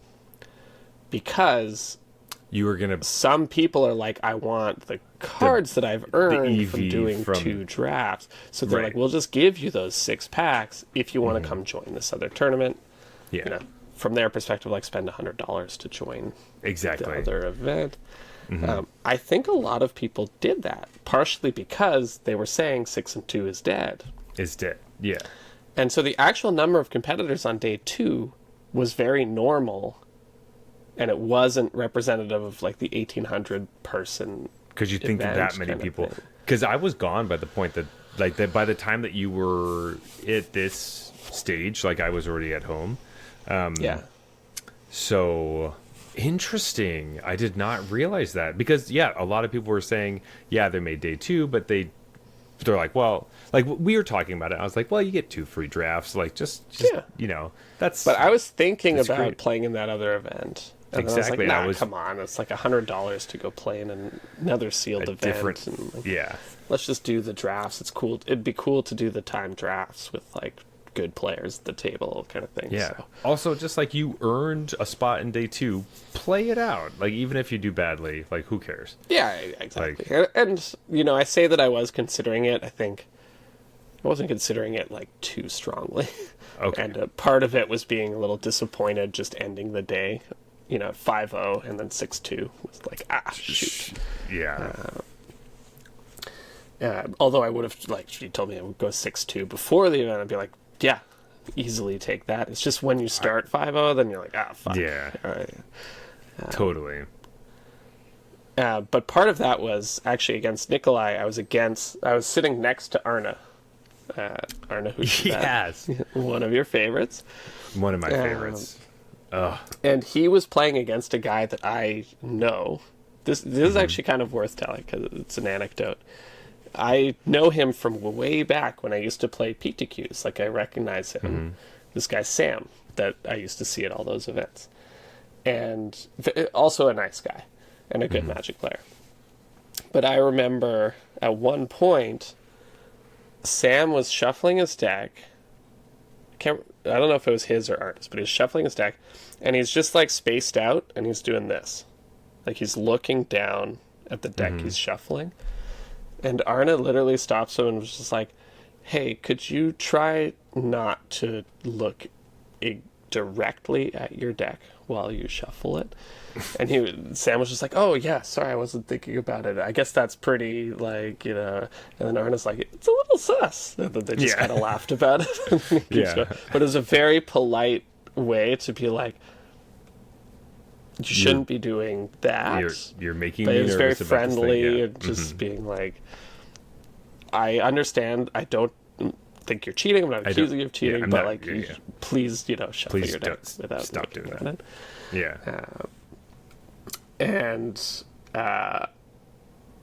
I was engaged in my match, and all I hear is Sam say like something similar, where it was just at the end of the match, he was like, I think I would have beaten, like, with the draws that we had, I think I would have beaten almost anyone. Like, someone just not quite of your skill level. And Arna was just something like, oh, well, that's a very nice thing to say. Like, quite a compliment. I appreciate that. Good luck in the rest of your round and stuff. That's just so like, nice. He handled the whole interaction with a lot of class that Yeah. And I happened to be next to him in the next round as well. I was telling Jeff, I was like, you got to get him, you got to talk to him, get him on the podcast, you know? He was busy, man. He was busy. Yeah. Yeah, I know. But obviously one of my favorite pro players, so. I spend a lot of time just like next to him and around him, and he's a very sort of positive and friendly person in that atmosphere. So yeah. He's also very tall. Yeah, he is tall. Yeah. I was just walking around and I was like, whoa. I think he might be like 6'3" kind of thing. Like, I think he's bigger than... He's taller than me, I'm pretty sure. I'm 6'1", so he's taller than me. So I felt like 6'4" or 6'5", maybe. Yeah, could be. But it was enough that I was like, oh, okay. I just didn't know that. I don't often have to do that. Whenever somebody's taller than me, it's always like... it just doesn't often... Anyway, that was it was just cool. But that's what I wanted to say. In round three of this draft, I was next to Arne again. Mm-hmm. And I forget when this happened in the match, but him and his opponent were discussing, because Arne 3-0'd that draft, whether Arne was live for top 8 or whatever. And he was like, yeah, I think so, because only like 200 and whatever players actually started day 2. Mm-hmm. So, and hearing him say that made me realize, fuck, I'm live for top 8. Because a bunch of random people before told me, oh, you're dead, don't worry about it. And I was like, I'll just trust you. But then when Arne would have done the same thing, said it and was like, had a reason and like had clearly actually thought about it, I was just like, pretty sure I'm going to take the guy who like has been to a ton of these tournaments and knows how has the been math in this works position before. And so that's when it set in that I was like, man, I guess I am playing for top 8 at this point. But I was still kind of not super believing it. I was just kind of like, let's just take it one game at a time. I believed it the whole time. I just want to put that on record. You did, I was like, Zach, leave me alone. Every time just Jeff would playing come over, for a promo here. He would come over and tell me like, oh yeah, I won again. I'm on this, and I'd be like, and then he won his draft. I was like, dude, it's happening right now, man. Like, you're doing this. And he kept being like, no, there's no way. I'm just going to try to do whatever. I'm like, I think that you are in. Like, I was so on that train. So I had full confidence that you would be able to do it. So let me talk real quick just about that round 3. Yes. It's against another very nice opponent who was on like this somewhat vivid, sort of an elementals kind of based vivid build. Yeah. And they very quickly, like, I guess it was just fully vivid because it had like the Puka's eyes stuff and like they had a great deck, and they just like built out this big board and were drawing cards and stuff. And I wasn't able to get under them at all. Like, that just didn't happen. But what did happen was that I had an early Dawn Hand Dissident that I understood was my way to fight in this game. And so I held, this time I did not ever use my Blossoming Defense as a combat trick. Mm-hmm. And I did protect the Dawn Hand Dissident at a key point. Basically what happened was my deck was so grindy. It'd be like Dawn Hand Dissident, get back Dundulin Weaver, get back, like play Dundulin Weaver, get back Cavalier. Something, right. That I was able to like just beat down with a Cavalier that was so hard for them to block, and then just kind of recycle it. And so over the course of like half an hour, I sort of absolutely grinded my way to a victory in game 1 against this just big deck that's drawing cards all the time. They had like these big flyers and these big creatures. That's and it was just like awesome. I think this was my favorite game that I played in the whole thing because it was very, very long game, very technical, and it involved like doing a lot of things correctly to get the win. Jeff, I just want to say, when we started this podcast, you were very Golgari grind, dude. Yeah, I feel then, comfortable in that kind of environment. Just saying, everyone listening, like you know, Jeff is like a Rakdos sack kind of guy, but like, you know, back when we started this, when I first met Jeff, he was all Golgari all the time, grindy. Graveyard grind? I know how to do that. That was his deal. So creature combat aggro is like a recent addition to my repertoire. Yes. This is my real home base.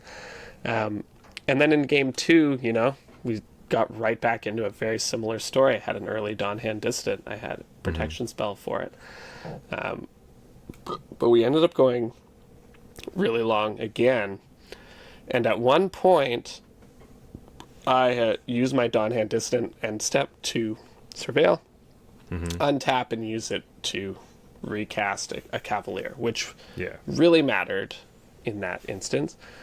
And my opponent was sure that I should not have been able to Surveil on the previous end step because my Dawn Hand Dissident was tapped. So we had a judge call, a pretty lengthy one.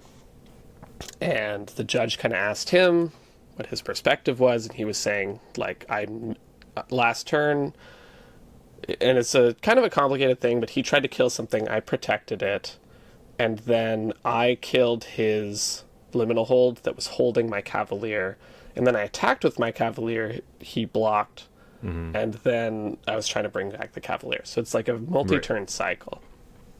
And he was sure that some of those things happened at the last turn, and I was sure that that happened 2 turns ago. Right. Which is like the cycle for my Dawn Hand Dissident. Of course. And eventually, I kind of convinced... I don't mean make it sound like I convinced him. I presented my argument for how I know that this was 2 turns ago, which was that at first I was like, look where the cards are in my graveyard. Like, the events we're talking about here happened here, and then this one happened on end step. We agree on that, and that card is above that one. And he was like, yeah, but you're messing with your graveyard all the time. Like, how do I know that that's in the correct order? But then his graveyard told the same story. Like, the cards that were the removal spell that was protected and the liminal hold were in the same order. I think that's what kind of really got him to realize that I was correct. In terms of when those things happened. Yeah. And so I think the most, we had a judge sitting and just taking our stories for the whole thing. Yeah. I think the most likely thing, which I even, told the judge, was that, like, we were trying to play very quickly because game 1 took half an hour. And we both know that, there's there's no reason to expect subsequent games to be very fast. Yeah. And either maybe I didn't untap, like I forgot to untap the dissident, or I did like a half-ass, because the board was huge. It wasn't, right? Yeah, right. Like, so it wasn't fully. Maybe he interpreted it as tapped. Yeah. I was kind of operating under I know the cycle. The cycle of the dissident is Surveil, return, Surveil, return. And I knew where we were in that cycle. Right. So I don't have a physical memory of untapping that card clearly, and then and so basically I got a warning for making sure the game state is clear, and then we just kind of continued. But that took quite a while, and the judge asked me to leave the table and talk to my opponent for a little bit to make sure I wasn't trying to influence them in any way or anything like that. But we got it all sorted, and then eventually, just kept the game state going.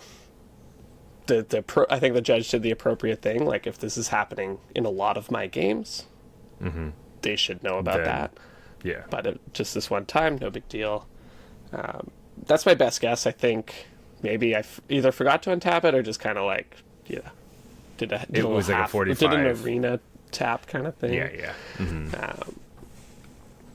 But so then we continued. It turned gray and it had a big arrow on it. Is that what you're saying? Yeah, exactly.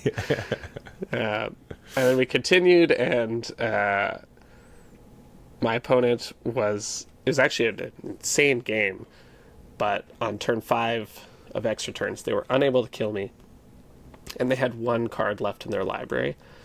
They may have killed me on the subsequent turn, but it depends what I draw as well. And anyways, yeah, I won that match 1-1-0.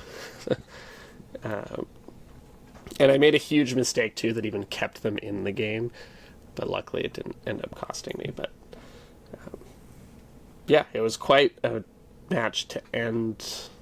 Like, we were everyone was waiting on us. Right. Because we went to turns and had a time extension for the judge call and everything. So Yeah. Wow. but I just feel bad because it was such a great match that I don't like that it was kind of marred by like some sort of inconsistency. I don't want them to think that I cheated them in any way or whatever. Of course. But they were very cool about it. I respect their right to call the judge when they of course don't think the board state is correct. So yeah, and yeah, glad that the judge did the right thing, or at least you feel like the judge did the right thing, which is what you want. I mean, dang, that's wild. Because you're also like at that point, on day 2, you're not allowed to have any people watching your games anymore. Like, day 1, they I don't think that they policed it really intensely, but like they probably don't want people watching other people's games. But like day 2, they made announcements saying like if you finished your matches, like you are not allowed to spectate. There are no spectators. Besides like the feature match area, I think you were allowed to stand behind. You're allowed to watch the feature match area, and people did watch kind of the top tables. Yeah. But if you say anything, like that's a huge deal. Of course. Or say anything to the players, you can actually like call a judge. Actually, this happened. Arna, I guess, didn't do well in the second draft. Decided to drop from the event, but he noticed an inconsistency, and I know it because I was standing right next to him when this happened. On the table, like on the match, a few things over from me, and he went and got a judge, explained what he thought happened, and then the judge went and handled. I don't know what the outcome of that was, but like Arna and his friends were next to me, and I heard him say like, "Oh, I think that guy should have taken 6 instead of 5. Like, should I call a judge?" They were like, "Yeah, just tell the judge, and the judge will decide what should happen." And wow. Okay. Yeah. Interesting. Wow. Also, you're hanging out with Arna a bunch, and what sort are you of. guys, I was best playing my friends now? game, and he was like just next to me. Wow. Would that have been the last round? Might have been the last round of the event that happened. Gotcha. Well, okay, so you win the first draft on day 2. Your second draft, I know, is a bit more tricky. It was weirder, yeah. Yeah. So, we're already going super long, so I'll make it as slightly brief because, again, like I said, I don't totally remember all the key decisions. Ridiculous. I can't believe you don't remember all the specific details. But here's vaguely what I remember. The key thing to know is that in the first draft, the pro at my table was Edgar. Edgar was 3 to my left, I guess. I was 6 and they were 1. Yeah. This time, the name at my draft table was Marcio Carvalho. And Marcio was 2 to my right. So I think I was in seat 6 again, and they were in seat 4. Gotcha. This draft was wild in terms of signals. Like, sitting downstream of a player like that, I don't know if this was just random, like maybe it's just variance, and this was a weirder draft. But the first draft was smooth, and this draft was turbulent. It was just like, I don't know what is going on. It seemed like white was open, and then white gets cut. And then, and just like hard cut. Like there's nothing else coming through. And I'm like, what tribes or like kindred decks are available? And then it was noticeably more challenging to navigate this one than the previous one.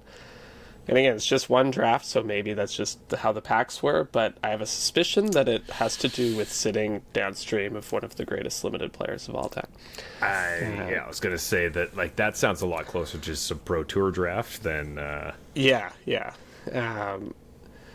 But But powerful cards were opened at the table, including me.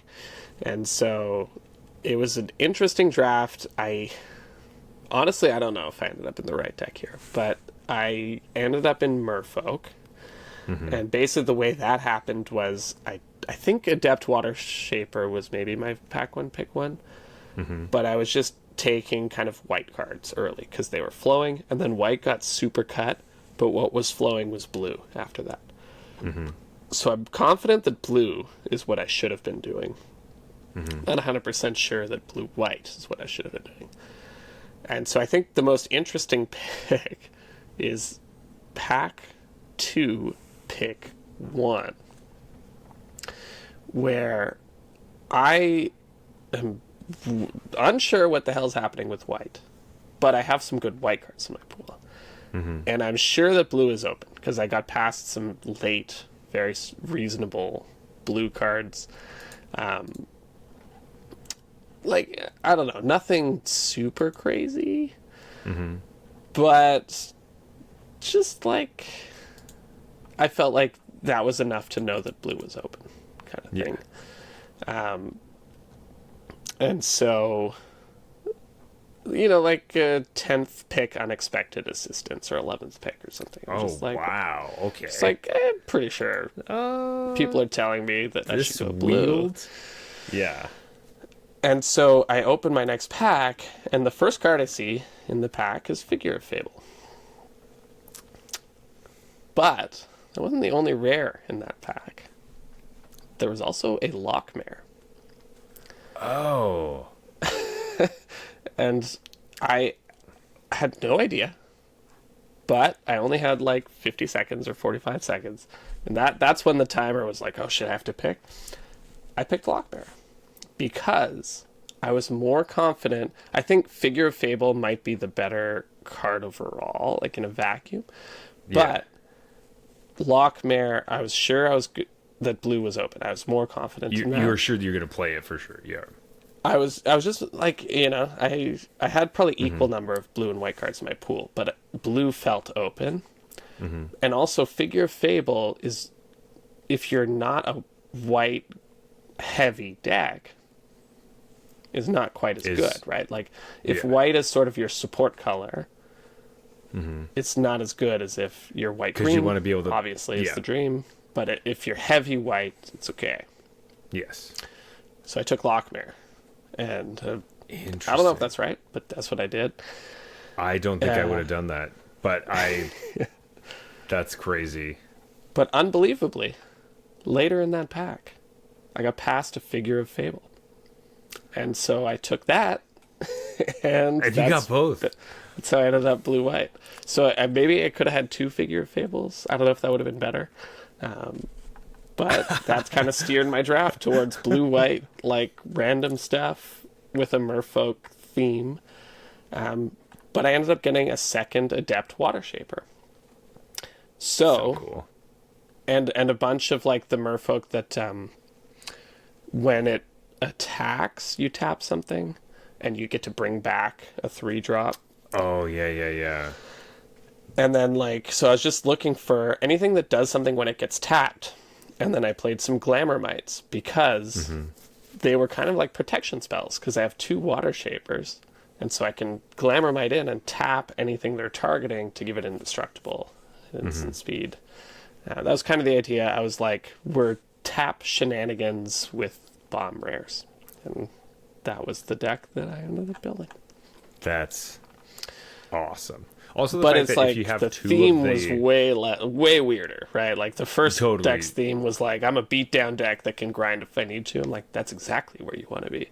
This deck was like, I have weird tap shenanigans, and I just loved hearing about this because I thought the Glamour Might, the Water Shaper Adept thing was so cool. Also, when you have 2 of the Water Shaper Adepts, they like protect each other and stuff, which is really strong. And the figure, it's all just... And like I played the Merfolk 4-drop 3/2 that when it taps, you make a 1/1 flyer, which I don't think is a great card, but in this deck it's like, yeah, that's nice. It's super nice. There's so many ways to tap it. Yeah. Oh. Right. So you have this cool deck. I remember you came up to me and you told me about it, and I was, well, number one, super stoked that you were 3-0 from the last draft and had a sweet deck, and heading into, and I was like, I was telling you, I was like, you're going to 3-0 this one. You're going to go to the top 8. That's what's going to happen. But so only if you eat this trail mix. Yes, and then I forced you to take some food. Yes. Well, it was more so I wanted you to have it in case you needed it, and not so much that you had to eat it right in front of me. Eat the trail mix. Eat the trail mix right now. But yeah. So how did these 3 games go then? The first 2 rounds, honestly, were pretty smooth. First game was against Elementals. And can I say that I played Elementals an obnoxious number of times in this event and never lost to it. I don't understand that deck. I never draft it because I don't get it, and other people seem to like it. But in this event, I just beat it every time. I don't know. It seems like it just has bad creatures. I don't super get it. No, I'm the one who thought it was cool and good, and you can listen to our other podcasts. I've always defended it. I think I'm off of it now. I know the pros have it like mid tier, right? Like they have it above Kithkin. It's like elves, really, merfolk. At least from what I saw from Jim Davis's Pro Tour testing thing. Oh, they have elves, merfolk, elementals, Kithkin, goblins. Whoa, and they say Kithkin drops a lot when you're against excellent players versus because being you on can't arena or whatever. Right. Which is maybe that's fair, but I just don't get elementals and whatever. So I played against elementals. They had a pretty anemic draw, and I just kind of had a reasonable limited curve. I'll say the thing I didn't like about this deck is I don't think I had enough 2-drops. And it might be worth mentioning that I think 2-drops are super important in this format. You've definitely mentioned it a few times, yeah. I only had 4 of them, so okay. I was not pleased with that. I didn't get the 2-drops I wanted in the end. But yeah, this was they had a clunky draw. I had a medium draw and was able to kind of get ahead of them. Then in round 13, I played against another merfolk player at the table. Oh. And they were kind of at the other end of the table. And the way things worked, because, I didn't have the 2-drops and I had these big water shapers and so on, I was like the big merfolk deck and they were the small kind of aggro merfolk deck. And in game 1, they really brought the heat with a 1-drop into the 2-drop lord into more creatures. Merfolk. Yeah. And I was kind of able to stabilize at 3-4 life and just start punching back. And they drew a couple extra lands there to help me make that happen too. Close the door, yeah. But that's basically what happened. And then game 2, they totally flooded out. And so that ended up 2-0 in this draft heading into the final round. All right, so you were 5-0 day 1, ended up going 6-2. Yeah. Oh yeah, right. And then day 2, you were also 5-0. So you had amazing starts to the days. Yeah, I guess I lost at we've already spoiled the ending. I lost at the same point in both days. It's true. But I do want to hear about this match because this was one. This was the match. So my side of the story is that I left the tournament. You were in the middle of round 13, I think, and also yes, I remember seeing you leave. Yeah.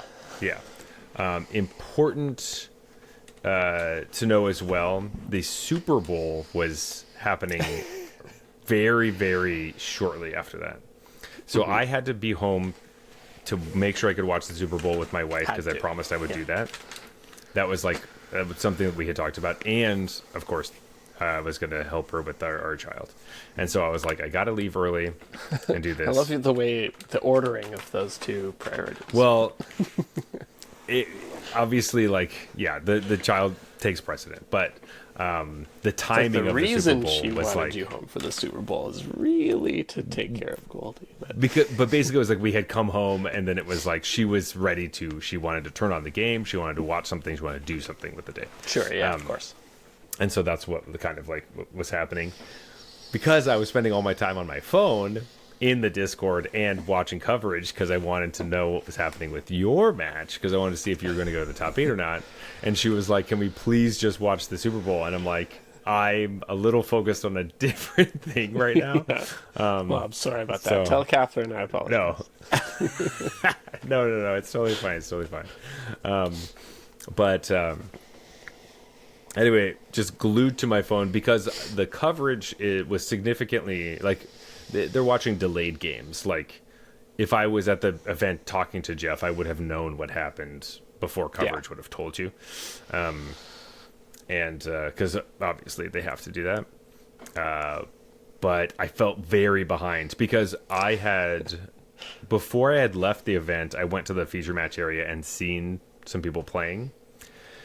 And then I went home and I was watching the match that I had seen in person. Right. Yeah. Which was like, that's how much of the delay was. So anyway, You don't live far, but you don't live close. no, it was like not probably like a 15-minute Uber ride. So 15, like 20 kind of thing. yeah, it was like a 25-minute like time Which difference. makes sense. But Like a condensed round with no fluff would be about Exactly. that. Yeah. yeah. But anyway, so I was glued to my phone trying to figure out what was happening, and everybody wanted to know. So I'm very excited. What was going on with this last round, this last match? Your Merfolk against what? Yeah. So I'm paired up against Valerie Jade. They were, by the way, super, super nice. I learned an interesting thing from them, which I asked them, what's your like preferred method for determining player draw? And they kind of like had this smile at that, and they're like, well, have you heard of high roll with sevens? And I was like, no. And so the way it works is it's high roll, but if anyone rolls a 7, it flips whether you want to be the higher number or the lower number. Oh.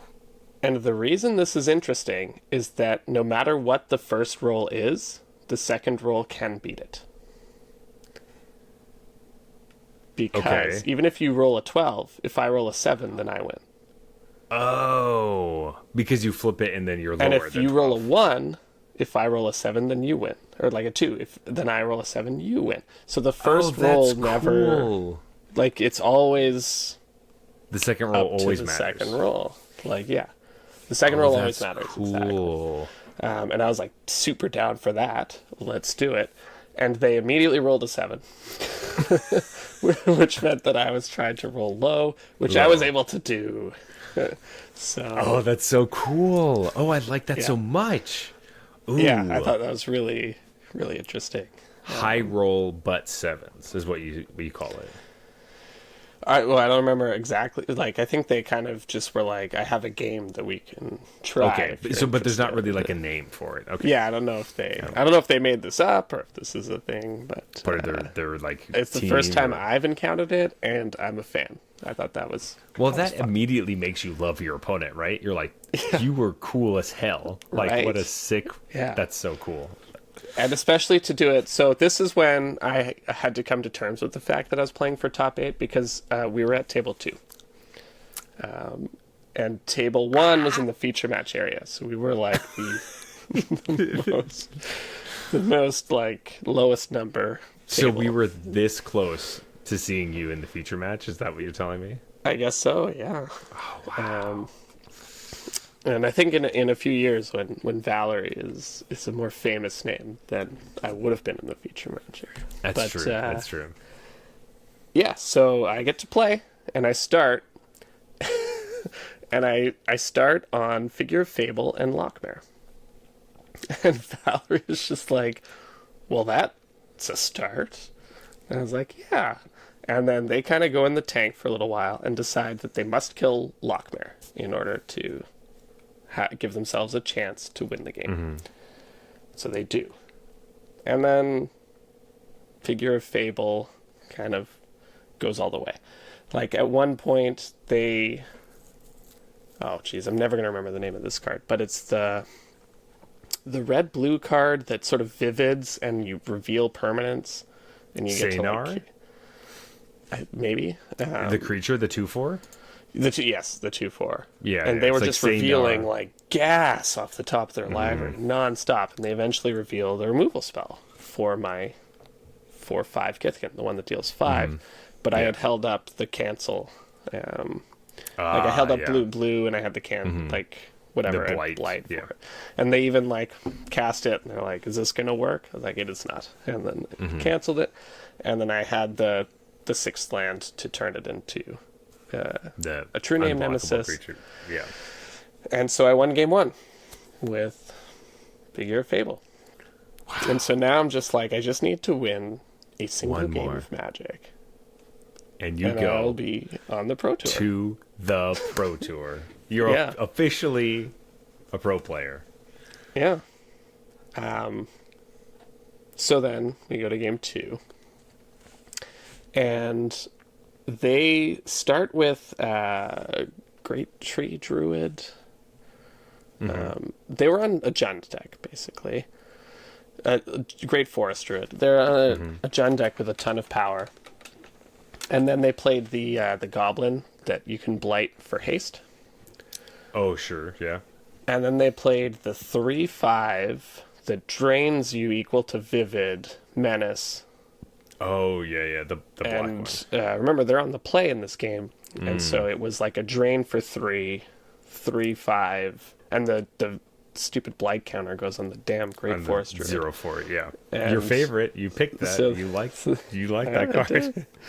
Yeah, I don't know if that was the right pick after playing the format a little more. But so they're beating me down with that, and then they had some removal spells. And my draw was very clunky. Like, bunch of 3-drops, because remember, my deck does not have enough 2-drops. And I kind of miss my 4th land, and so I'm just like playing dorky 3-drops. Right. And so they were able to take that one. And while we're like shuffling, it's just kind of silent. And I just say to them, I was like, so 3/5 Menace Haste, drain you for 3, for 4, huh? And then they just kind of like burst out laughing. They're like, that was one of the craziest starts I've ever had in this like draft. I was like, that was pretty awesome. Like, I didn't know Siege Rhino was in this format. Yeah. So that's what I loved most about this match is that I forget. I think they told me this after, but they were just very, very cool about like just having fun, like with the whole game of 7s and all that, and we're playing for top 8, potentially $10,000, right? Yeah. But they were, way cooler than the opponents I had in the previous rounds, who were a little more stern. Salty, yeah. And so this was just such a great experience, even though the match wasn't super interesting because it was all the games were very one-sided, which leads me to game 3, where I was on the play. I kept a decent hand. It had a curve, 2-drop, 3-drop, some flyers. I thought it was fine. And so I keep it, and I get out there early. Had like a water shaper. Like, it was a totally reasonable hand. But earlier, when my opponent was exiling all those cards, one of the cards I saw them exile was Bristlebane Battler.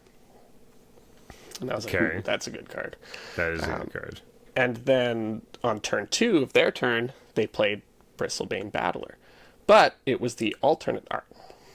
And the one I saw in game 1 was not the alternate art. So now I'm like, fuck, they have 2 Bristlebane Battlers in their deck. That's so brutal. Which on turn 3 was confirmed because they played another Bristlebane Battler. And so I'm getting in there just trying to attack past these, like, it's now a 1/1 and a 2/2, whatever, like, I'm like, we gotta go. We got to turn on the jets, and I don't know if my deck is capable of this, but like, we are not gonna win this game if we let it go long in any capacity, right? No way. And so I was just like trying to attack. I had some flyers. Like I kind of got them down to maybe 11 to 9-ish kind of thing. And then on their turn 4, they play Sour Bread Auntie.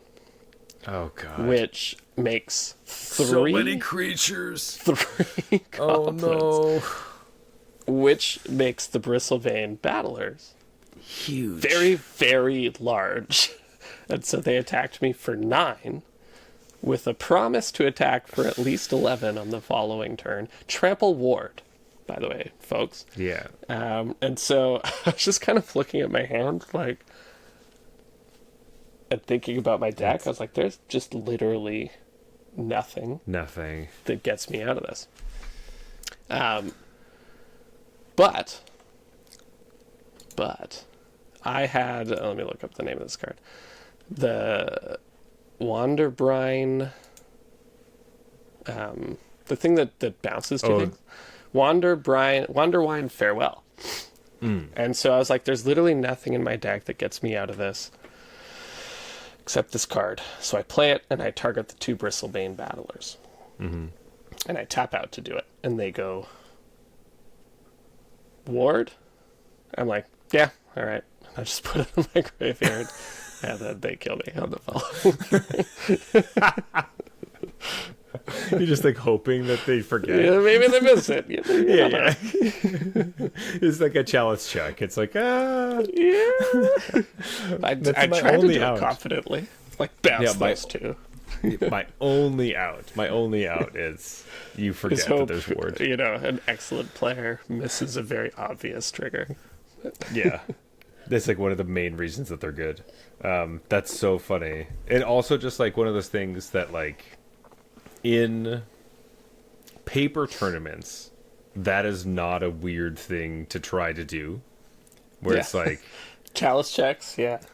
Yeah, you're just like sometimes they forget things you don't know, and that's how the tournament stuff works. As opposed to on Arena where it like literally will just like run it and let it happen.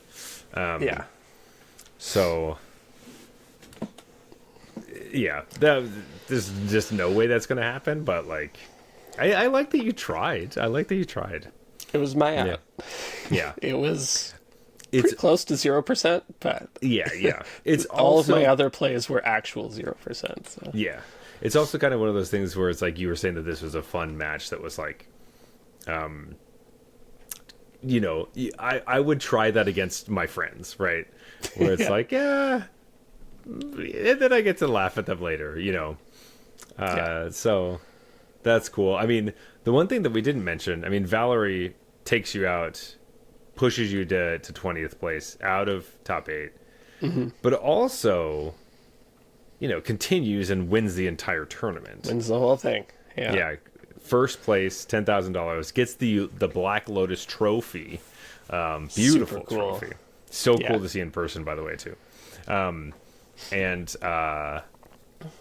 gets back on the Pro Tour. Valerie Jade, if you didn't know, was already on the Pro Tour, played their first Pro Tour, I believe, the weekend before, and I think went 9-X. So like you had to go 10 wins to get to the next Pro Tour. So this was immediately after that Pro Tour was like, all right, let's get back on the Pro Tour and you know, the next weekend.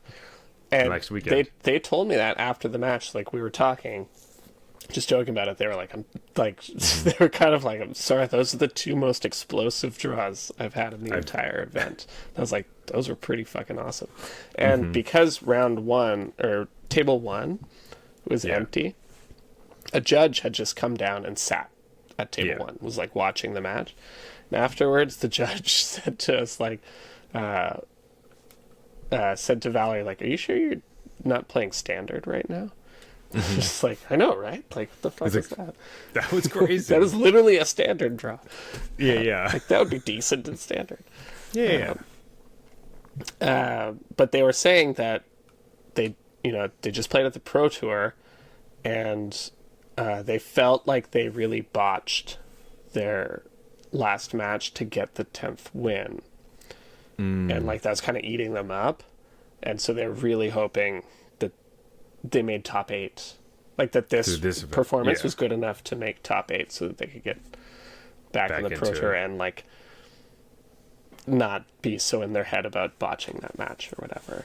And I was kind of like, I'm pretty sure you did. But we also knew not everyone at X and 2 would make it. But I was like, but you have like, I have good breakers and you have even better breakers. And because my breakers are good, like your breakers are even better. So I didn't really say any of that, but I was just kind of like, hey, really hoping for you, like, you know, hopefully you get there. And then when they announced it, I went and congratulated them. But yeah, like you could tell they were very cool about it during the match, but like this meant a lot to them. Yeah. Well, the huge smiles, like in the top 8 picture and in like the obviously the winning picture. And congratulations, Valerie. That's so awesome, and I'm excited to watch you play in the Pro Tour. Your name is now on my mind.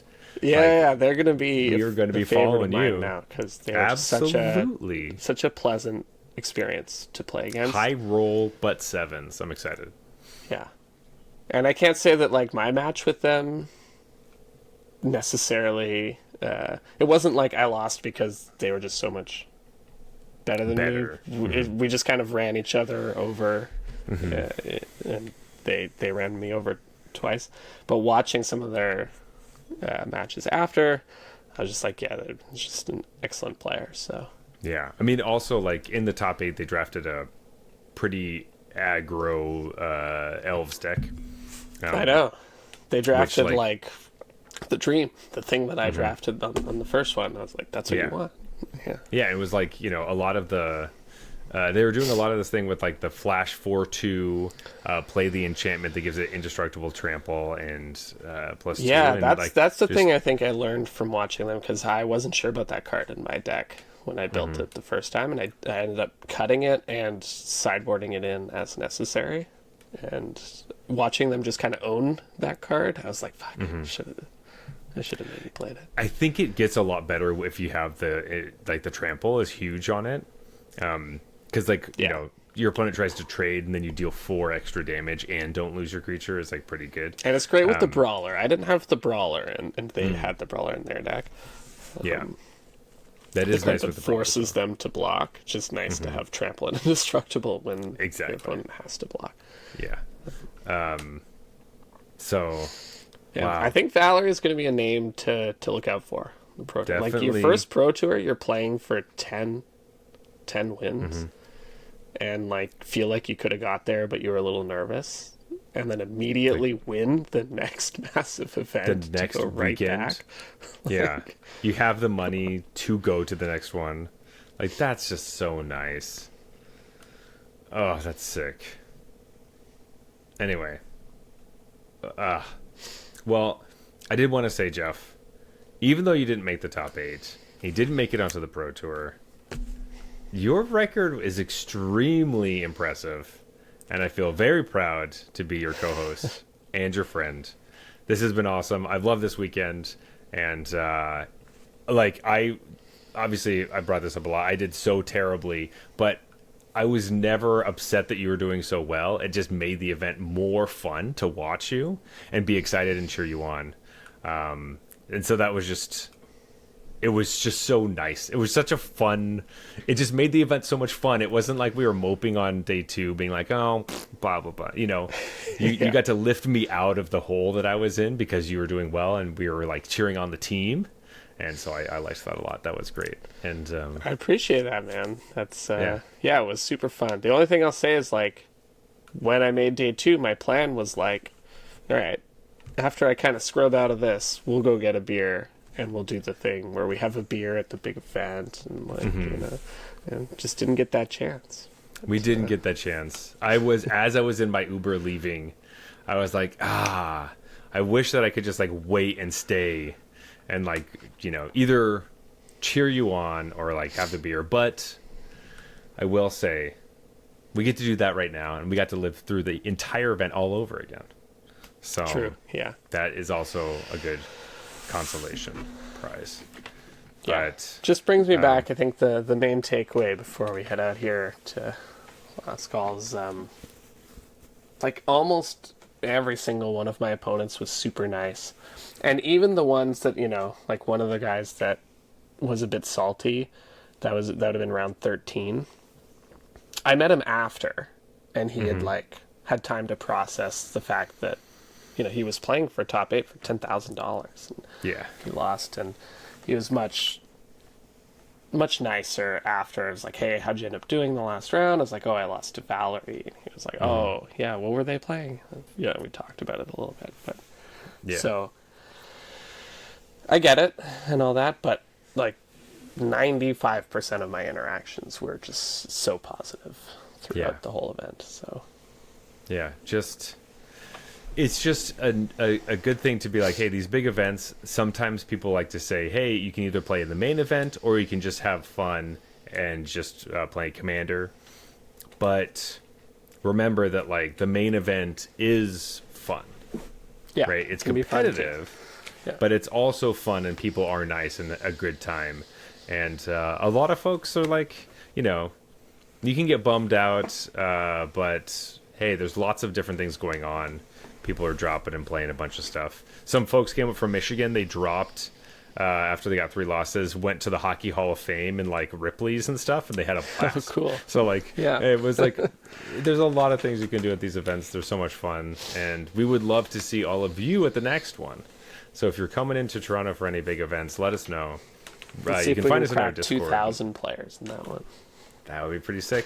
I know that WotC has definitely, noticed this, because Face-to-Face was kind of given like, hey, okay, you can have a spotlight, I guess, because you get one a year, essentially, the spotlights. Right. Like kind of per country, except for, I'm sure the states get more, but Yeah. they're kind of like, all right, can you fill 1,500 seats? And Face-to-Face Games was like, absolutely. Actually, we can fill more than that. Yeah. We need... And run the tournament smoothly. Oh my god, it was even perfect. with that increased capacity. The only thing that we were kind of talking about, we talked to Carlo MTG about this, was that like it would have been really nice if like top 32 had RC invites. Like if you the had... prize pool is tough, man. Like there's 1,800 people. You got a top 8 to make the Pro Tour. Yeah, it's top 8 to make the Pro Tour, and the cash is 64, top 64. So like... Yep.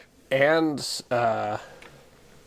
top 16 and top 32 was a different break. So I actually thought I was going home with a different amount of cash than what I received. Because I thought it was top 32 and then top 64, but because I happened to land 20th, I was 20th not in the top instead 16. Of 16, yeah. Yeah, so it's 16, 32, 64. But hey, it's all gravy, man. I'm still up. Yeah. You're still up. You got the event and the next event at least paid with for sure. Yeah. A few more than that. I have a Plus few all your arena cards. re-ups. That's true. Yeah. Hey, you just paid for your arena accounts. That's amazing. That's so great. But anyway, it was so cool. It was so cool to watch you do so well. And yeah.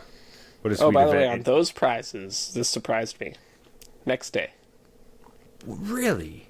Yeah. Just like woke up the next day and it was like, hey, do you want to come claim your money? I was like, oh. I was expecting this to be like a big slog of a process, because that's generally the experience with Wizards prizes. But was it through Wizards or was it through Face-to-Face? it's through the same interface as like you get the boxes from when you win. Oh, okay. Yeah, it's just cash. And they just sent you an email being like, hey, what's the Interac key transferred me. Wow. Yeah. I was That's impressed. I wasn't expecting that. Really, really nice. Oh, that's so cool.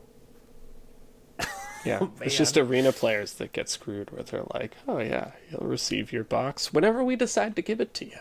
Yeah, they are better at that. To be fair, they've figured it out, I think.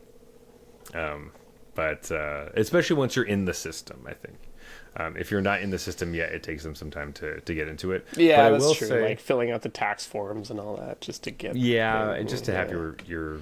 But like when you're in the system, then it's so easy. They'll just send stuff out and they'll just put your address on stuff.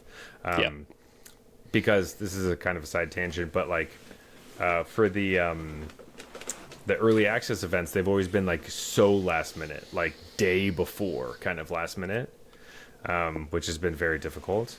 And I already have information about the like Teenage Mutant Ninja Turtle one. Oh, like, okay. They've already contacted us. They've already worked on it, and it's like they already have things in motion. So I'm like, oh damn, you guys are like seeing that there's a problem, getting ahead of it and fixing stuff. So I don't know, Wizards. I don't know. Magic feels so exciting right now and so bright, even with all the stuff that we've talked about, all the Universe and Beyond and blah blah blah. But like, go to one paper tournament and scrub out and feel amazing. I don't know. It's good. Yeah, I think it helps that it was like a Magic. This was the Magic set too. That this big That's tournament true. was That's for. true. If we were playing Marvel superheroes, I don't know if I'd be nearly as excited. Yeah. So, hey, we need sealed tournaments. Like limited is competitive what people limited want to play. is the most fun. Because I guarantee, if this was a standard tournament, we would not have made those numbers. Guarantee. Yeah. Just there's so much more Even that though goes standard into a seems standard. in a solid place right now. It's just No, you're I'm asking not so sa- much more of your competitors to like. That's what I'm acquire saying. It's cards. like yeah. it's much easier to convince a commander player to play a limited tournament than it is for them to play a standard tournament, because there's so much Totally. more that goes into it. The dream of opening, you always have the dream of opening the nuts pool and then just spiking it. Yeah. Anyone can have that. You don't have the same thing where you're like, hey, did you want to drop whatever $500, $600 on your standard deck to make sure that you can play in this event? Also know the metagame and practice and know your sideboard, and it's a lot different. I don't know. Competitive limited is great, and I'm happy it was showcased so well this last weekend. And showcased Seems like by the tournament you. was a success. It was definitely a success. And Jeff, thank you for giving our podcast credit, validity. You make us feel. That's what I mean. You make us look better when you do better. So. Yeah, we went 12-6 at the event. That's pretty sick. That's good. Oh God. I did so bad. Next time we swap though. Next time I scrub out and just hang out. I was just laughing because like we've played a couple other limited, tournaments, and like the 64 person one I top 8'd. Yeah. The 10 person one I top 8'd and you got 9th. And, I got that. Yeah. And the 1800 person one I get like 1400 whatever, and you get 20th. And it's like It doesn't matter the size of the tournament. I lose or win and into top 8. That's it. That's what I do. But it's a bit better when it's such a huge field and you crush both days and only win or only lose a handful of matches. You get Jeff. The fact that you have stamped cards now makes me so sad that I don't have stamped cards. I want them, because everyone out there, if you play paper and stuff, there's a lot of really cool treatments to cards and foilings and all this stuff. But when we think about our favorite cards, like I always think about cards that are non-English. I always think that those are really interesting, as long as I remember what all the text is. Sure. Yeah. Or stamped cards from the Pro Tour. Those are so sick and so special. So the fact that you have some from this GP level event, that's awesome. Yeah. I need to play Figure of Fable now, just so I can have my stamped Figure of Fable. Yeah. Well, you know what, Jeff? You're my Figure of Fable. So, yeah. Sweet. It's the nicest thing anyone's ever said to me. Well, very nice. Anyway, Jeff, let's go to last call. Let's talk about this beer, and Let's do let's rate it. So, as always, we rate all of our beers on a scale from bronze to mythic, just like the tiers in Arena. However, this has nothing to do with what tier you're in currently, because everyone's in different tiers at different times. So don't feel bad when we say that bronze beers are trash. They're horrible. You pour them on the ground, you spit them out. They are gross. Yeah, those are the goblins of the beer world. Silver, just kind of boring or bad. Nothing too interesting. Gold beers are fine, but you wouldn't really drink them again. Platinum is super solid. You would totally drink it again. Diamond beers are exceptional. You like these a lot, and you show them off to your friends. And mythic, these are the best of the best. These are the Valerie Jades of the beer world. Hell yeah, buddy. Okay, so we have Neon Green Heart right here in front of us. This hazy Pacific Pale Ale, 5.5%. Pretty cool. I feel like you don't often get, like, I know it's like similar flavor profiles. We have, like, obviously hazy IPAs is something that we enjoy on the show. Yeah. But the low ABV, which is something we're interested in, 5.5, a really nice sweet spot, especially for hazy stuff. You don't always get that. Sometimes it's a little bit higher. But also, like, it wasn't, like, juicy, right? It didn't feel super pineapple-y or tropical, or, like, it didn't have the same body as some of those bigger ones. Yeah, it doesn't have, like, the tropical body, but it has the hop, the, like, citrusy hops kind of thing. Yeah. But it also doesn't taste extremely bitter like pale ales can be. So the haziness, and because of its, like, wet filtering or whatever, it has a softness to it. Yeah.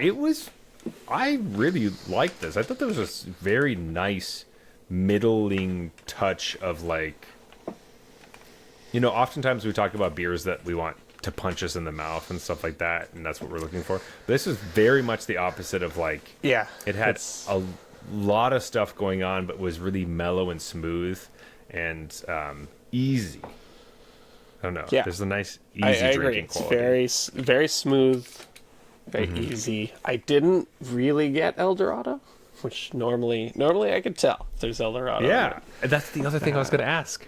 You didn't taste it at all? So no, like, I didn't get that, you know, wet feet flavor or whatever it is that El Dorado's supposed to taste like. The dirty socks, Yeah.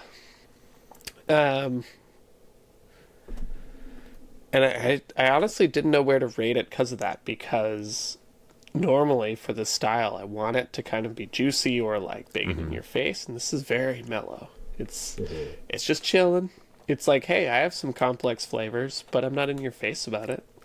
Yeah. And I think I like that, but I'm wondering how much of my rating is, like, the bottle effect. Yeah, it's in the bottle. Marketing is nice on it. I like this. It makes me... I'm just imagining... Anytime there's a bottle, I just imagine showing up to, like, a dinner party. Because I go to dinner parties all the time. Yeah, classic. But showing up to a dinner especially party... with your newborn, I'm sure a dinner party. Oh, yeah. Every other night, buddy. But showing up to a dinner party with a bottle of something that's beer, because oftentimes, obviously, it's wine.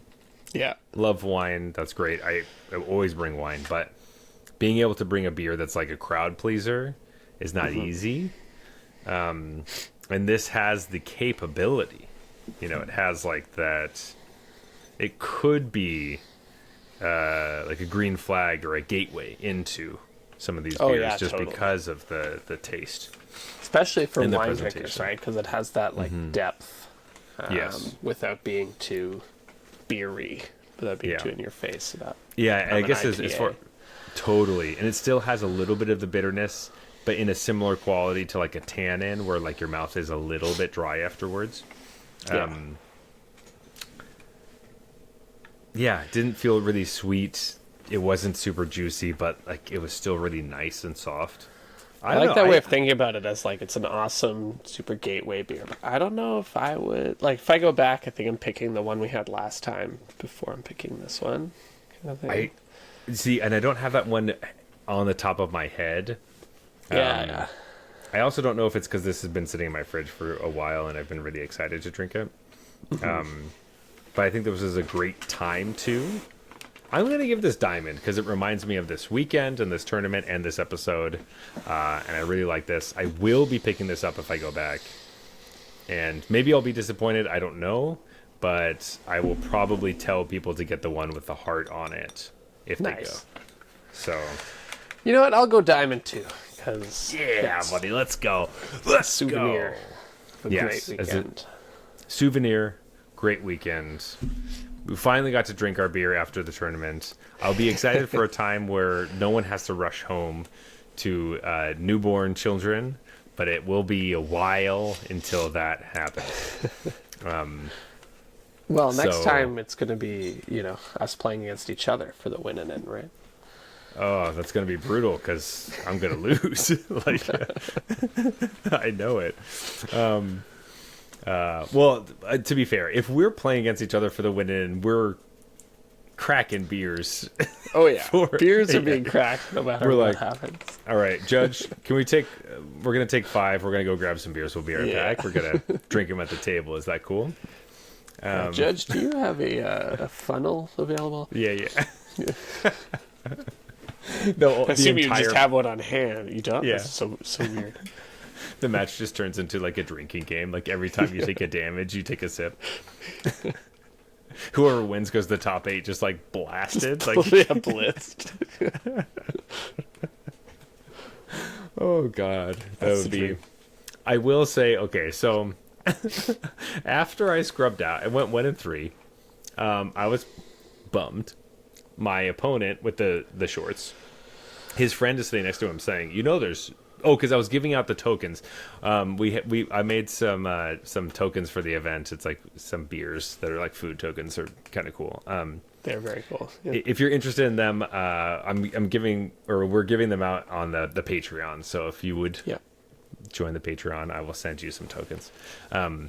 But anyway, so I handed them to his friend, and his friend's like, "Oh, sick! You like beer? Sick! They have beer here." And I was like, "No, they don't." He's like, "Yeah, I'm not." He's like, "I'm not kidding you. They have beer here. You can go get it. It's at the hot dog stand." I was like, "Well, buddy, you made my day a lot better."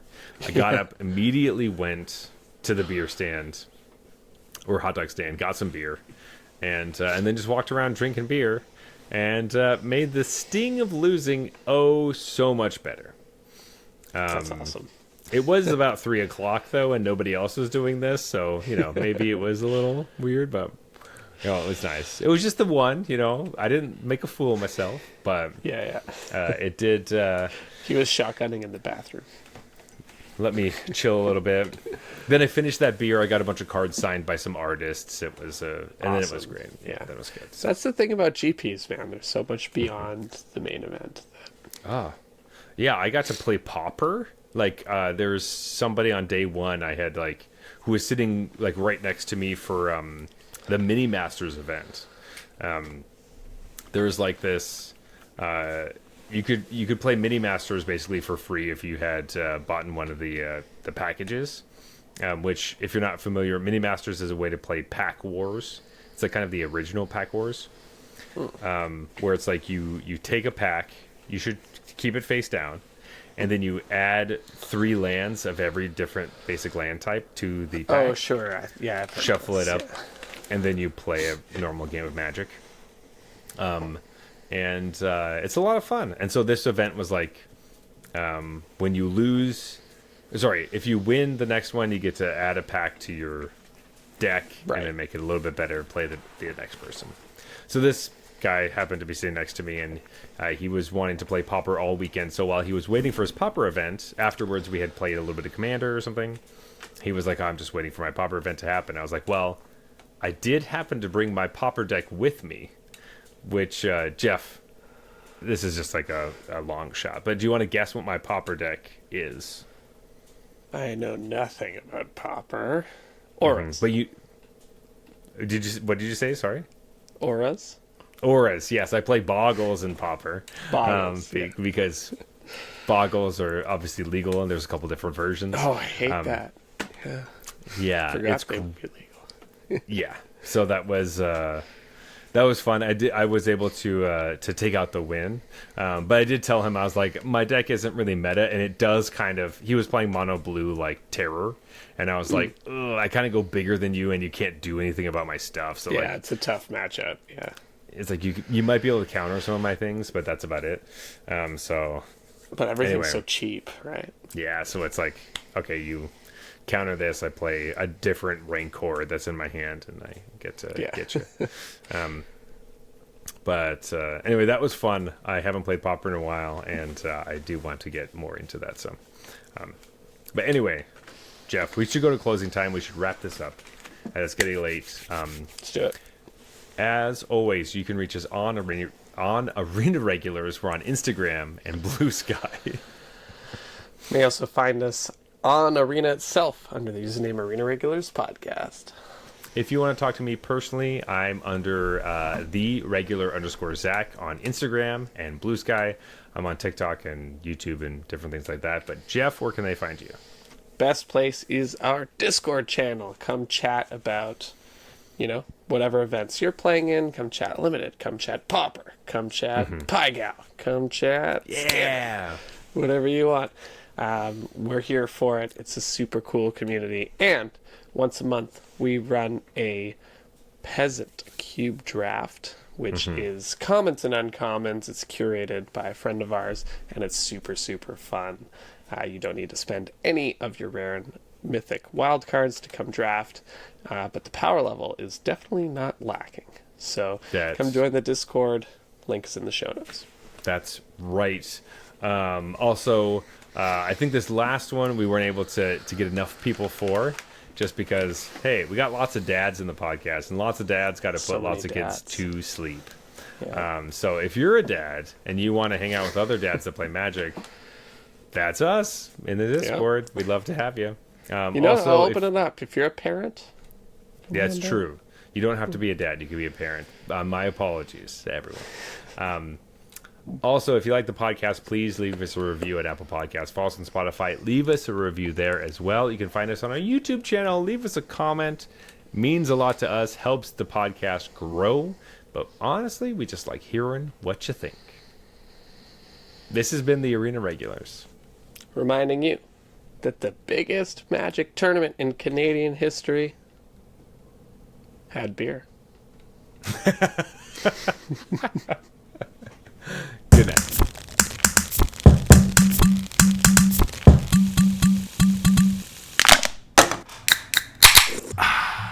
All right, that's fine.